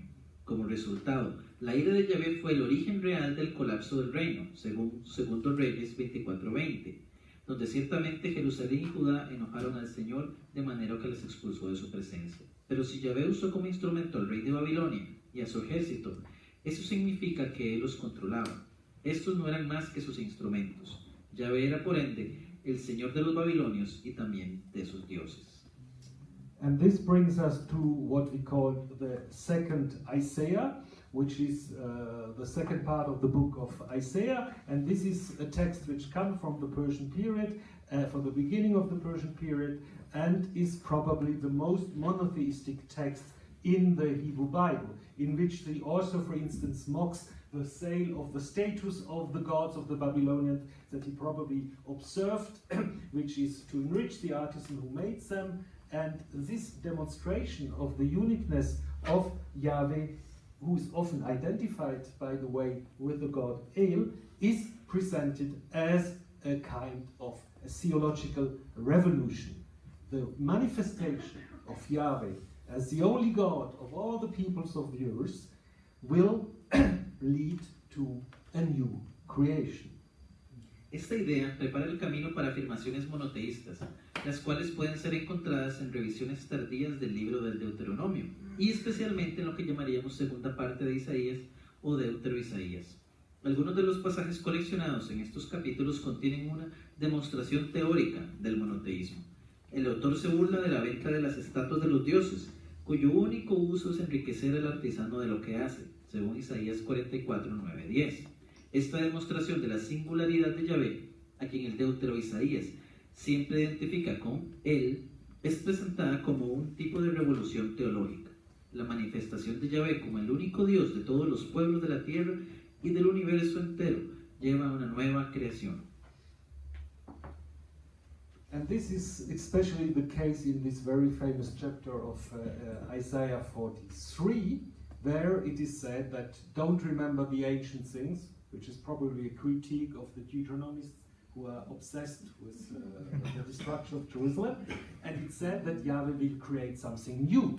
And what is interesting is that this new creation, this new encounter between Yahweh and Israel will take place again in the wilderness. So the wilderness again here becomes a theological place where Yahweh will reveal his power and his love for his people, as we can see also in the beginning of 2nd Isaiah, where it said, a voice cries, in the wilderness, prepare the way of the Lord. Según la perspectiva del segundo Isaías, interesantemente, el desierto aparece otra vez como el lugar de un nuevo encuentro entre Yahvé e Israel, su pueblo. Los orígenes de Yahvé, como un dios del desierto, son trascendidos y presentados como un lugar teológico, donde Yahvé revelará su poder y su amor por su pueblo, como puede ser visto también en la introducción del segundo Isaías, que dice, una voz clama en el desierto, preparad el camino de Yahvé. Yes, but you have the wrong translation. This is a translation that is inspired by the New Testament. Yes, of course. No, you're right. That's the Catholic Bible, actually. Okay. Yeah. So, the rise of Judaism in the Persian and Hellenistic period was then materialized by the addition of the Torah, the Pentateuch, and of course also by the refusal to pronounce the name of the God of Israel. Since there's only one God, why should this God have a proper name in order to distinguish him from other gods? That is the use of the proper name. on the religious level, the idea of the wilderness still was and became important for Judaism, but also for Christianity and for Islam. El surgimiento del judaísmo en los periodos persa y helenístico fue materializado por la edición de la Torá, el Pentateuco, y por el rechazo de pronunciar el nombre del Dios de Israel. Al haber un solo Dios, nos preguntamos, ¿por qué debería tener este Dios un nombre que lo distinga de los otros? A nivel religioso, la idea de un desierto se hizo muy importante para el judaísmo, luego para el cristianismo y también el islam. So this is almost the end, so this is the last chapter. Most parts of the Torah are located in the wilderness. If you look in the Pentateuch, except Genesis, it's all in the wilderness. A little bit of Egypt, but mostly in the wilderness. After leaving Egypt, the Israelites arrive in the wilderness, and most of their wanderings contains in order to go from one wilderness to the other. And the last book of the Torah, the Deuteronomy, is still located in the wilderness. And this location is something which is very revolutionary on a theological and a political aspect. Because in the ancient Near East, in order to receive the law, you need a king, and you need a state, and you need political power. So if you look on the stele of Hammurabi, you may see how the king Hammurabi gets the law from Shamash, the god of the sun and the god of justice. And in the Hebrew Bible, no kings ever receives a divine law from God. They are all judged according to the law that has been given to Moses. And what does it mean? It means that we don't need political power, we don't need a king in order to live according to the law. We don't even need a state. We can live in other states, we can live in diaspora in order to live according to the law. And we don't need any political legitimation for living our religion. This is the invention of the separation of the state and religion, and this is Judaism. Nos movemos a las conclusiones. La mayoría de las secciones de la Torá se sitúan en alguna parte del desierto. Aparte de Génesis, parece que tenemos todas las del Éxodo y Deuteronomio, tenemos las situaciones ocurriendo en este lugar. Después de dejar Egipto, los israelitas arriban el desierto y muchas de sus aventuras consisten en ir de un desierto a otro. Y el último, el Deuteronomio, nos cuenta cómo se contiene aquí el discurso de despedida de Moisés, localizado de nuevo en el desierto, según Deuteronomio 1.1. Esta localidad, fuera de la tierra, introduce una revolución teológica. En el antiguo cercano oriente, eran los reyes quienes recibían las leyes de mano de las divinidades tutelares, que luego irían a enseñar al pueblo que vivía en la tierra que ellos dominaban. El ejemplo que pone el profesor Römer acá es el de Hammurabi, quien recibe la ley del dios Shamash. Pero en la Biblia hebrea, ningún rey recibe una ley divina. Esta función ha sido transferida a Moisés en el Pentateuco. El judaísmo entonces es una religión que no necesita de legislación real o política. Es el Pentateuco el que se pone en lugar de las instituciones políticas, pero también en el lugar de la tierra. Así, el desierto como escenario del Pentateuco inventa la separación entre el poder político y la práctica religiosa, y también la distinción entre práctica religiosa y territorio específico, permitiendo al judaísmo funcionar como una religión de la diáspora. In the last century, before the Christian era, the theme of the wilderness also played a major role in the community of Qumran. Of course, the choice to settle in the wilderness was necessitated by the will to escape the control of Jerusalem. But the very image of the teacher of righteousness that we have in the text of Qumran is patterned in the image of Moses. And in a commentary, a Pesher to Psalm 37, the Qumran community understands its life in the wilderness as a return to the Torah. The desert becomes, therefore, for the people of Qumran, a place of purification and preparation for the becoming the new Israel. En el último siglo antes de la era cristiana, el tema del desierto jugó un rol preponderante en la comunidad de Qumran. Por supuesto, la escogencia del escenario del desierto fue necesaria por la voluntad de los llamados sectarios, que buscaban escapar del control de Jerusalén. La imagen misma del maestro de justicia en los documentos sectarios fue modelada sobre la imagen de Moisés. En un Pesher, comentario Salmos 37, la comunidad de Qumran entiende su vida en el desierto como un regreso a la Torá. El desierto se convierte para el pueblo de Qumran en un lugar de purificación y preparación para convertirse en el nuevo Israel. Some of these ideas also appear in the New Testament. The oldest gospel, the Gospel of Mark, opens with a quotation, which you read already in the wrong way, in the way of the Gospel of Mark, the voice of one crying out in the wilderness, prepare the way of the Lord. And John the Baptist, who announces the venue of the Messiah, is also living in the wilderness, so that the wilderness appears again as a starting point of a new divine revelation. And a similar idea, of course, you can find also in the Gospel of Luke, where it said that the child Jesus was in the wilderness until the day he appeared publicly to the people of Israel. Algunas de estas ideas aparecen también en el Nuevo Testamento. El evangelio más antiguo, el evangelio de Marcos, abre con una cita del inicio del segundo Isaías, que vemos allá de manera correcta. Juan el Bautista, quien anuncia la venida del Mesías, vive en el desierto, así que el desierto aparece de nuevo como el punto inicial de una nueva revelación divina. Una idea similar puede ser encontrada en el evangelio de Lucas, donde el desierto aparece como un tiempo de preparación. El niño Jesús crecía, se fortalecía y vivió en los desiertos hasta el día de su manifestación. I hope I said it correctly. And again, Jesus, according to the Gospel of Matthew, spends 40 days and 40 nights in the wilderness, echoing, of course, the 40 years of the Israelites sojourning in the wilderness. After having resisted the devil, Jesus has revealed himself to be the true Son of God. And again, the wilderness is the place also where Jesus goes to meet God in prayer in Mark 1:35. Later in Christianity, the wilderness will also play an important role, especially for the eremites, who were seeking an immediate relation to God. Jesús, de acuerdo con el Evangelio de Mateo, pasó 40 días y 40 noches en el desierto, haciendo eco de los 40 años que permanecieron los israelitas en este lugar.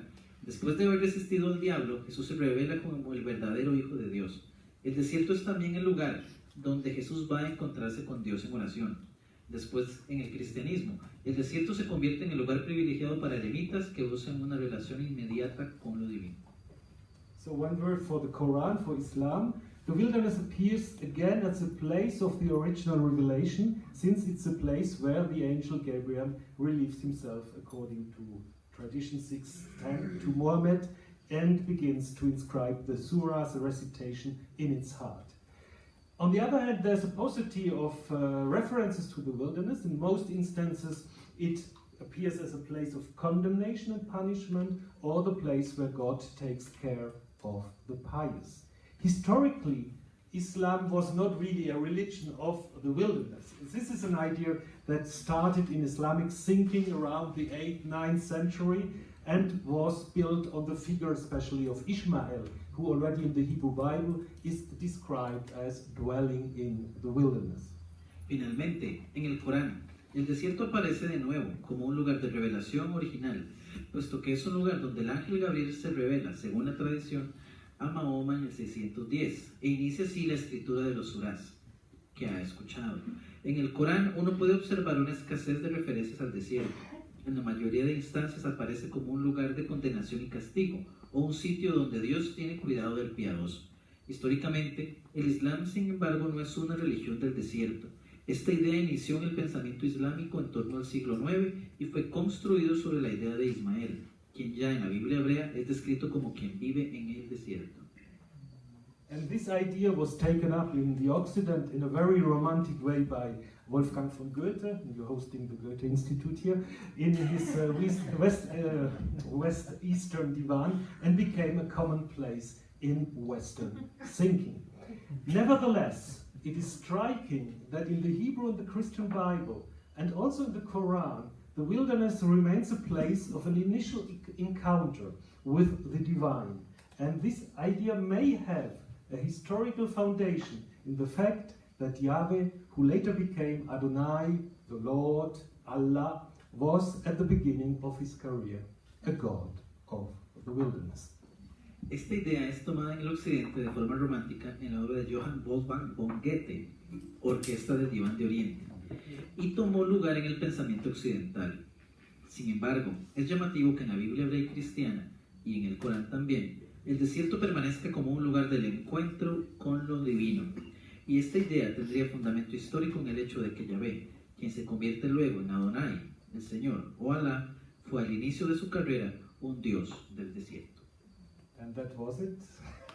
Thank you very much. Gracias.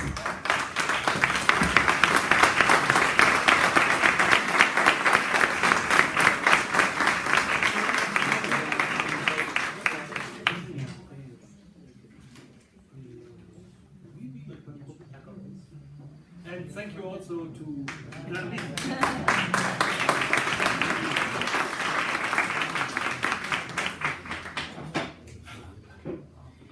Vamos a proceder con rondas de 3 preguntas. El profesor va a anotar y después responderá. Pero tratemos de ser puntuales porque si son muchísimas es complicado. Igual para las personas que nos están viendo en Facebook Live.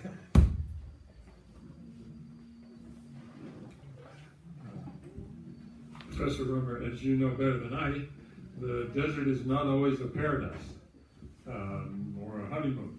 In the 4th book of the Torah, there's one disaster after another.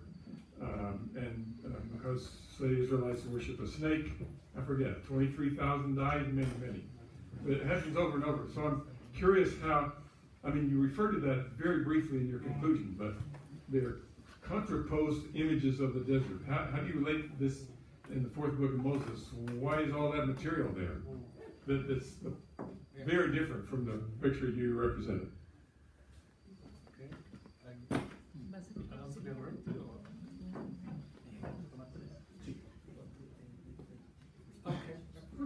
Básicamente, la pregunta se gira en torno a las diferentes imágenes del desierto, especialmente en el 4º libro del Pentateuco.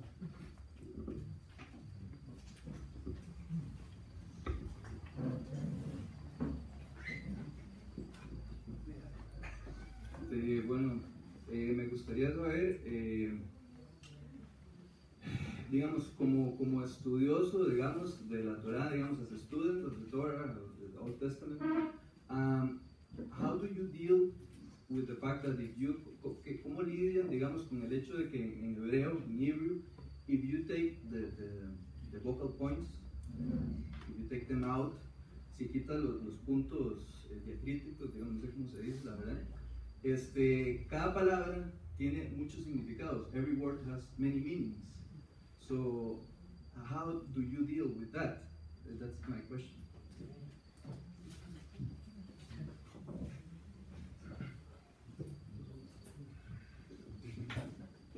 Yo quisiera preguntar si el concepto de monoteísmo que usted nos ha enseñado hoy, del Dios uno y único, no contradice la Shema Israel, Adonai Eloheinu, Adonai Echad, porque Elohim es plural.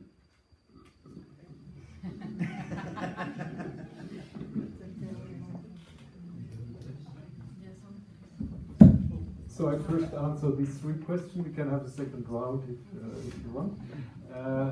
So maybe let's start with the second question about the indefinite possibilities of meaning of the text. Primero vamos a ir con la segunda pregunta sobre el asunto de las vocales en las palabras hebreas. So what I did tonight is not the only meaning of the text. What I did was to try a historical investigation, what on a historical archaeological perspective we can say about the origins of the God of Israel. Lo que hice hoy no fue posicionar una idea absoluta sobre cómo podemos entender el tema, sino más bien intentar investigarla desde una perspectiva más histórica. This does not exclude that there's a long perception and tradition of reading the Kabbalah is just one of them that shows how important this text has become not only for Judaism, for different currents in Judaism, and in the same time then later also for Christianity. Y esto pues no busca enfatizar la importancia de este texto en la tradición, ¿verdad? Inclusive una de las formas de lectura que es la cábala, y nos recuerda la importancia de este texto en diferentes tradiciones, no solo en el cristianismo, sino también en el judaísmo y el islam. And I think in a way, and this applies to the Jewish, to the Christian Bible, in a way also to Quran, the fact that these texts become sacred scripture is also because they have these possibilities of being read and understood in very different ways and still touching the hearts of the people. Y creo que esto aplica tanto al judaísmo y al cristianismo y de cierta forma al islam. Repensar la noción del texto como texto sagrado nos permite ver que esto también sigue tocando de cierta forma las partes internas, el corazón y el ser interno de las personas. So, the wilderness is not always, this is the first question, the wilderness is not always a romantic place where it's very easy to live. Y en torno a la primera pregunta, efectivamente, el desierto no es el lugar aquel idealizado donde la vida es fácil. Nobody really likes to live in the wilderness. A nadie realmente le gusta vivir en el desierto. Of course, if you have the Hebrew word mitbar, we should not think of the Sahara. We should more think of steppes and things that you can observe today still in Israel and Palestine. Pero por supuesto, cuando vemos la palabra hebrea mitbar, no deberíamos pensar en el Sahara, sino tal vez en otro tipo de escenario, más similar a lo que tenemos hoy en Israel, lleno de estepas. So it's possible to live or to survive there, but it's very, very difficult. Así que sí es posible vivir en el desierto, pero es bastante difícil. So what we have in the Torah especially is two different things, or maybe even more things. That is first the memory of Yahweh being related to the wilderness. Así que en la Torah tenemos tal vez dos visiones. Primero que todo podríamos pensar en un Yahvé que vive en el desierto.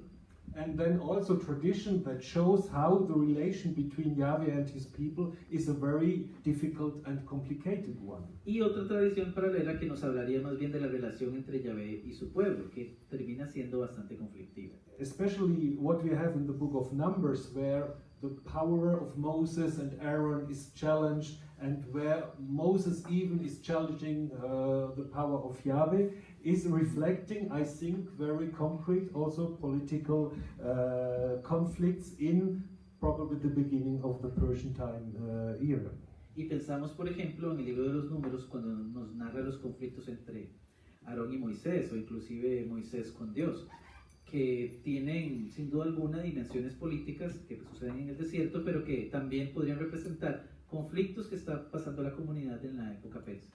So we should, of course, and that's why also I started with Renaud, we should not have this romantic idea of the wilderness as a wonderful place. Y por eso creo que inicié reflexionando un poco sobre el cuidado que debemos tener al asumir el desierto como un lugar romántico, romantizado.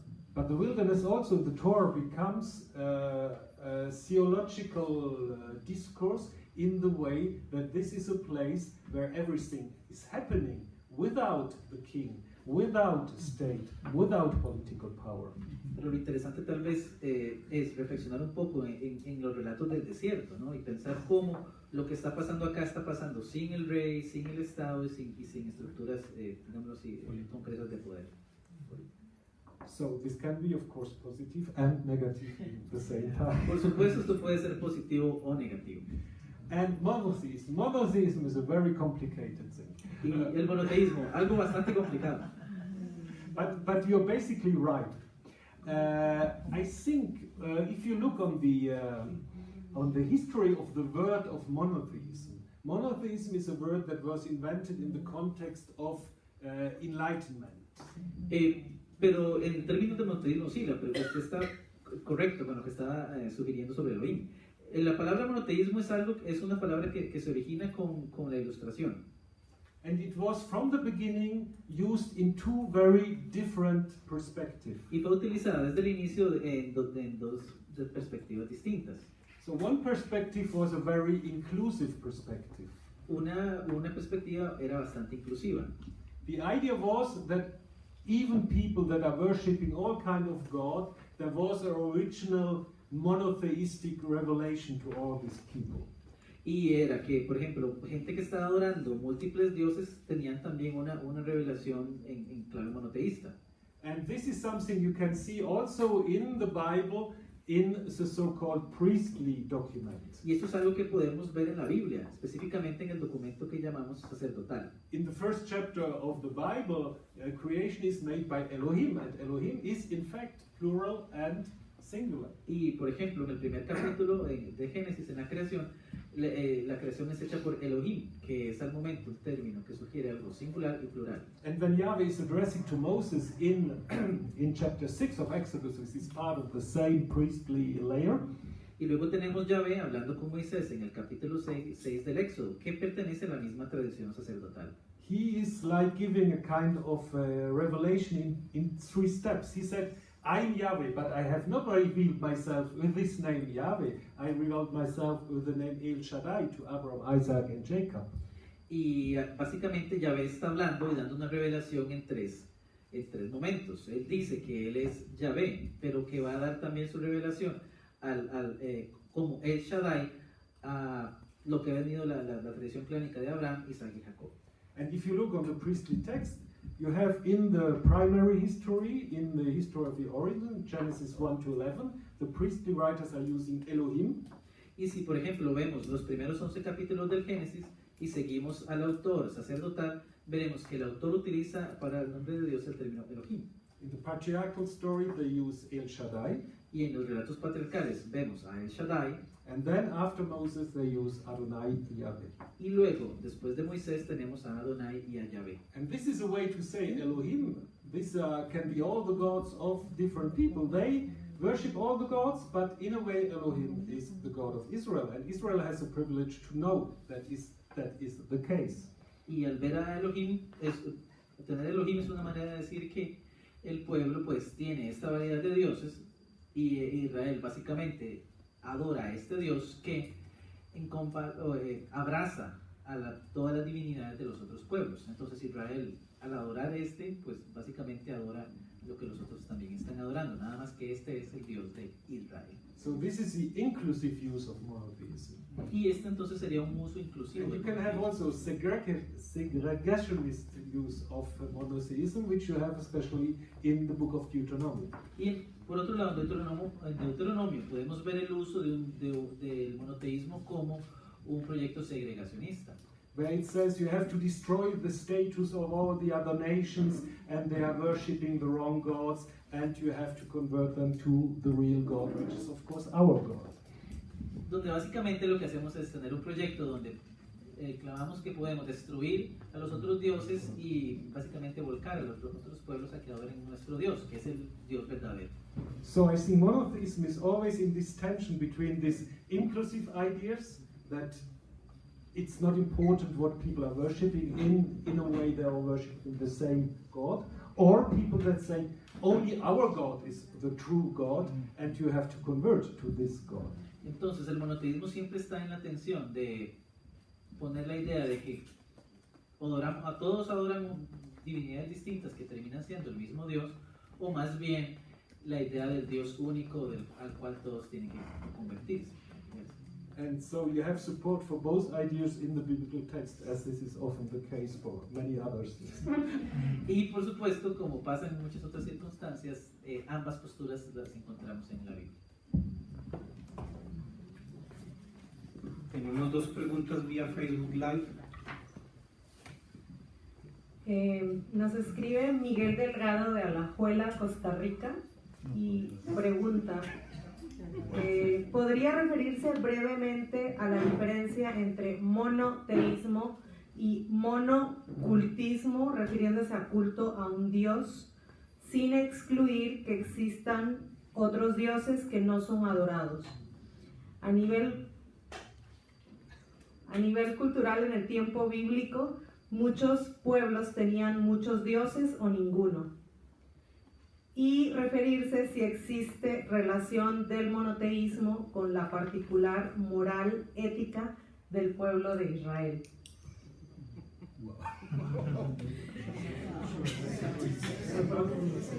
Tenemos otra. Otra de David.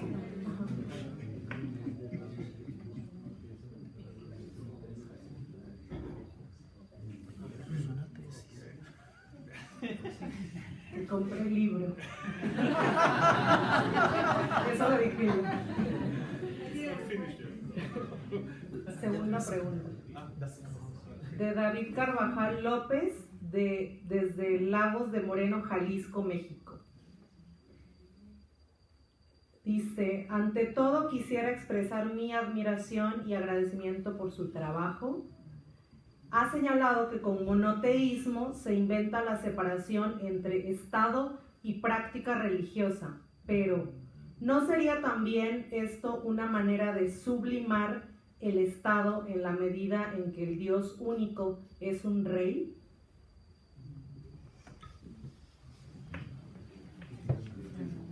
Yeah, separate state and religion, yeah.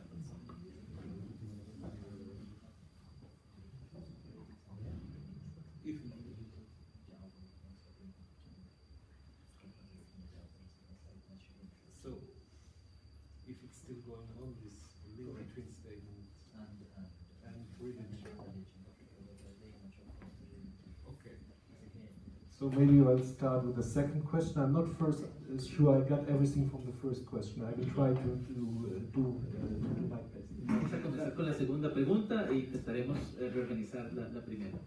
It's true we have a basic difference between Judaism and Christianity and Islam, at least until 1948, and then things become a little bit more complicated.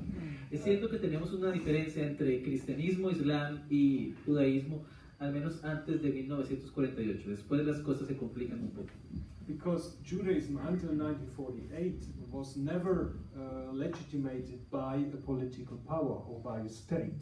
Porque, por ejemplo, el judaísmo antes de 1948 no era legitimado por un poder político o un Estado. And this was very different for Christianity, which very quickly was legitimated by an empire, and the same happened, of course, also to Islam. Y esto es muy diferente en el caso del cristianismo, que rápidamente es apoyado por un imperio, y de la misma forma eso sucede con el Islam. So I think even if there is this possibility of separating state from religion, Y creo que aunque existe esa posibilidad de separar el Estado con la religión, state often uses religion also to legitimate its own power. el Estado usa usualmente la religión para legitimar su propio poder. And of course, in the Bible, you have a lot of traces of memory, again, from the relationship between the monarchy and a religion that was legitimating the monarchy. Y por ejemplo, en la Biblia tenemos todavía muchísimas memorias que nos hablan de la relación entre la monarquía y la religión, y cómo la religión legitimaba la monarquía. But I think the possibility that we have in the Torah to separate political power from religious practice is something that we can still use today when we are thinking about if it's a good or a bad thing that a state is presenting itself as a Christian or Catholic state or Protestant state, or now also a Jewish state, especially in the last months if you're following what's going on in Israel. Y creo que los relatos de la Torá nos plantean la posibilidad de pensar sobre la realidad de una religión separada del Estado, ¿no? Y a preguntarnos un poco sobre estos vínculos que nos hacen ver, o donde hemos visto la relación entre un Estado que es cristiano, un Estado que es islámico, o por ejemplo un Estado que es judío, y notarán las consecuencias como lo que ha estado pasando recientemente en Israel. And especially Judaism, I think, shows that it is possible to live a religion without referring to political power in order to get legitimation for that. Y especialmente el judaísmo nos puede demostrar que existe la posibilidad de ver una religión sin relación con un Estado, y por ende sin la legitimación política. So that now I'm coming to the first question: was a difference between monotheism and monocultism? Vamos a la primera pregunta sobre la diferencia entre monoteísmo y monocultismo. What we can observe is, in fact, that what is doing the reform of Josiah is indeed presenting Jerusalem as the only place where Yahweh can be worshipped by sacrifices. Lo que podemos ver, por ejemplo, en el relato de Josías es que se está presentando una situación en que una ciudad se convierte en el centro para hacer una adoración única. And this is also why Judaism, after the destruction of the Jerusalemite temple, first by the Babylonians and later by the Romans, has suspended sacrifices. Y esta es una de las razones por qué, después de la destrucción de Jerusalén por los babilonios y por los otros imperios, se suspende en la ciudad los sacrificios. But then you have the rise of the synagogues, where the Torah is read, and there's no one synagogue, there are synagogues all over the world. Pero luego de esto tenemos el advenimiento de las sinagogas, y no solamente un espacio, sino distintos espacios, distintas sinagogas. I think the reform of Josiah is very important for this very special status that Jerusalem has in Jewish thinking. Y creo que la reforma de Josías es muy importante porque le dio a Jerusalén esta preeminencia que tiene en el pensamiento judío. But then if you look at the evolution of Judaism, you see that it's become a religion which does not rely anymore on sacrifices. Pero si vemos lo que siguió después de las destrucciones, nos damos cuenta que el judaísmo es una religión que no siguió atada, por decirlo así, a la noción de sacrificio. And this is maybe related to the question about ethics. And I think Judaism is about how to interpret, not only to practice, but also to understand the 613th commandment of the Torah. Y creo que aquí es donde nos movemos a la pregunta sobre la ética. Y vemos que el judaísmo no es solamente una religión de la práctica, pero también del pensamiento y de cómo interpretar los más de 600 mandamientos que encontramos en la Torah. And these prescriptions of the Torah, you have prescriptions that are very much related to the identity of Israel as a people of Yahweh, and you have ethics that can be shared with the whole humanity. Y en estas prescripciones que tenemos en la Torah podemos ver dos tipos. Una que se vincula estrictamente con lo que es mantener la identidad del pueblo judío y otra que puede ser aplicada básicamente por toda la humanidad, por el resto de las personas. So you have the specificity and you have the universality. Y de nuevo entonces encontramos tanto la especificidad como la universalidad.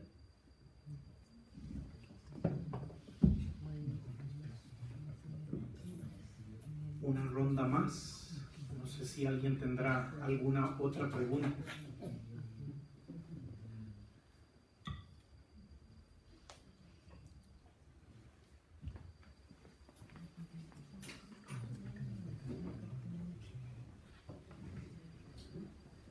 Para que el profesor nos diga si usted conoce, ¿cómo es que se les llama hoy día a los yemenitas?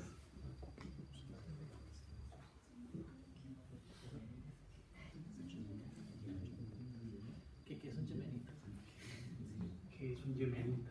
Un temanín.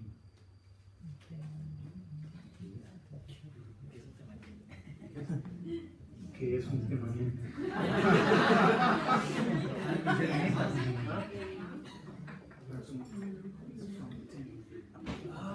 What's the name Of the Temanites. Yes, correct. The name would be the Edomites. Teman is used as a proper name for people, or it's used as a name of a city, but we don't have in the Bible Temanim. We have Teman as a south, or as a geographical location, or as a name of a person. Temanita sería relacionado con la tierra de Edom, entonces sería más no tanto un nombre de un pueblo, sino una referencia a un sitio. But I think the question was related to if there is the name for today of the area of Teman. What it is today? Today is Jordan. It's in Jordan. Jordania sería entonces por lo menos la zona de Teman. And half in the Negev. Y la mitad del Negev. You're not so where you would be located? en lo que hoy en día se llama Yemen. Oh, no. Oh, now I get the thing. Okay. No. Temanim in Hebrew.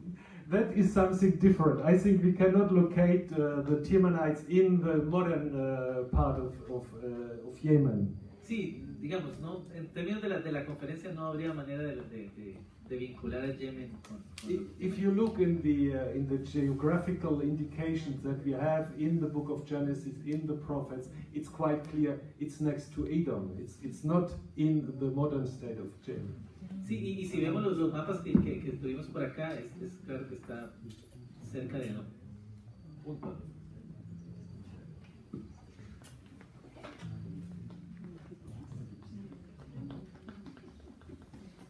Buenas noches. Yo quisiera que él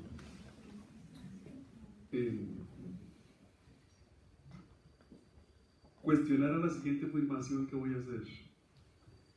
¿Es el monoteísmo un movimiento de la razón en función de intereses políticos y sociales de carácter histórico? ¿Es eso el monoteísmo? ¿Un movimiento de la razón en función de coyunturas históricos sociales determinadas? Yeah, what is monotheism? That's a very difficult question. Again, in the Bible we don't have a word for monotheism. Es una pregunta difícil. Y primero recordar que en la Biblia no tenemos el término monoteísmo. And how we want to define monotheism, that's also very complicated. ¿Y cómo queremos definir monoteísmo? Es otra cosa que tenemos que considerar y que es complicado. Because in the Bible still we have, in the Hebrew Bible, also it's of course presenting himself as a book of the one God, but you see Yahweh in the heavenly court surrounded by other heavenly beings, and we have Satan who's showing up, and there's a lot of things that maybe do not fit exactly to what we would understand as monotheism. Y por ejemplo, si damos nuestra mirada a la Biblia hebrea, nos damos cuenta de que Dios está como el jefe de verdad, de los hijos vienen a él, luego aparece Satán por ahí dando vueltas. Entonces es muy difícil encajar nuestra idea de monoteísmo con lo que surge en los relatos y los textos de la Biblia hebrea. But there are some theologians or philosophers that think that monotheism is a kind of a progress of humanity, leaving behind polytheistic heritage and getting to a more transcendent idea of religion. Pero igual tenemos filósofos y personas en filosofía, en teología, que han pensado que el monoteísmo es digámoslo así, un paso adelante en las ideas religiosas, un alejamiento del politeísmo y una manera de repensar lo trascendente.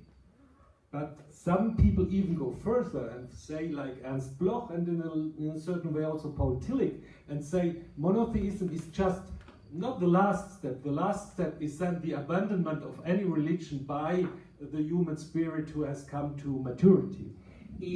Pero hay gente que va más allá, como Ernst Bloch y Paul Tillich, quienes han sugerido, ¿verdad? O han pensado, llevado el pensamiento de decir que el monoteísmo sería uno de los momentos más avanzados y que lo que seguiría es prácticamente para la humanidad un abandono del pensamiento de lo religioso.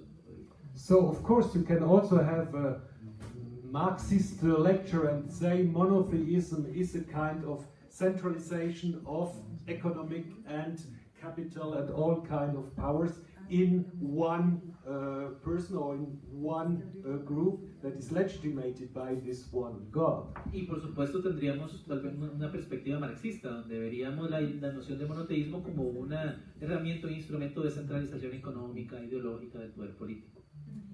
On the other hand, you can also observe that monotheism raises a lot of questions that are differently resolved or difficult to resolve. Por otro lado, vemos que la noción de monoteísmo levanta preguntas que son difíciles de responder. For monotheism, how to deal with the evil? Por ejemplo, para el monoteísmo, ¿cómo manejamos la idea del mal? So has the one God created the evil? Does he want the evil also for the people? Also, the religion would say he's a God that is loving human beings. So this is a question which is very complicated in monotheistic religions. Por ejemplo, el gran Dios, o el Dios único, ha creado el mal, quiere el mal para el ser humano. ¿Cómo comprendemos la noción de mal cuando tenemos solo una divinidad? And the other question is that in our conscious or subconscious conception of monotheism, the monotheistic God is always very male. Y también otro problema, ¿no? En nuestra noción de monoteísmo, el Dios monoteísta es siempre masculino, hombre, ¿no? Because all the images we are using is a lord, is a shepherd, is a king, is whatever, and he's always presented in the third masculine verbal forms. Las metáforas que usamos siempre son las de señor, las de rey, las de pastor, y tenemos entonces esta noción de que se encaja únicamente en lo masculino. So I think we need a reflection why we are so much keen to proclaim monotheism as the ultimate way to live religion.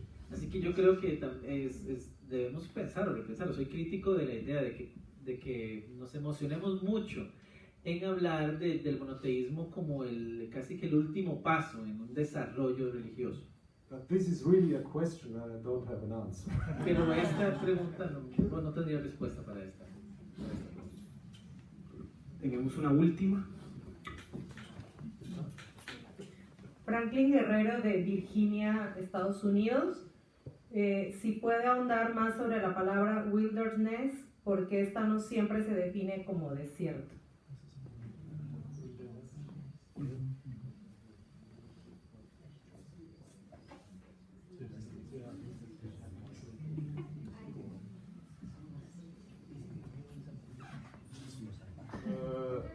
I don't, but maybe this is my poor English. I'm not sure that I get, maybe Elizabeth can help, of any precise distinction of wilderness and desert. I think the one is coming from the more Celtic part. Desert, as you have it in French, and wilderness is maybe more from the Saxon part. But I have to confess, I used it really in the same way. So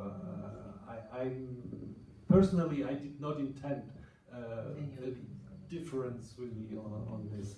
It's for me, it was always relating to the Hebrew word midbar, which is translated in the English Bibles also, sometimes as wilderness and sometimes as Entendiendo la pregunta, pues básicamente lo que yo estoy haciendo es relacionando esta palabra wilderness con el término hebreo midbar y quedándonos en la noción del español de desierto, como este espacio. Entonces, nada más estaría haciendo aquí aludir. Bueno, yo creo que le debemos un aplauso y un agradecimiento al profesor.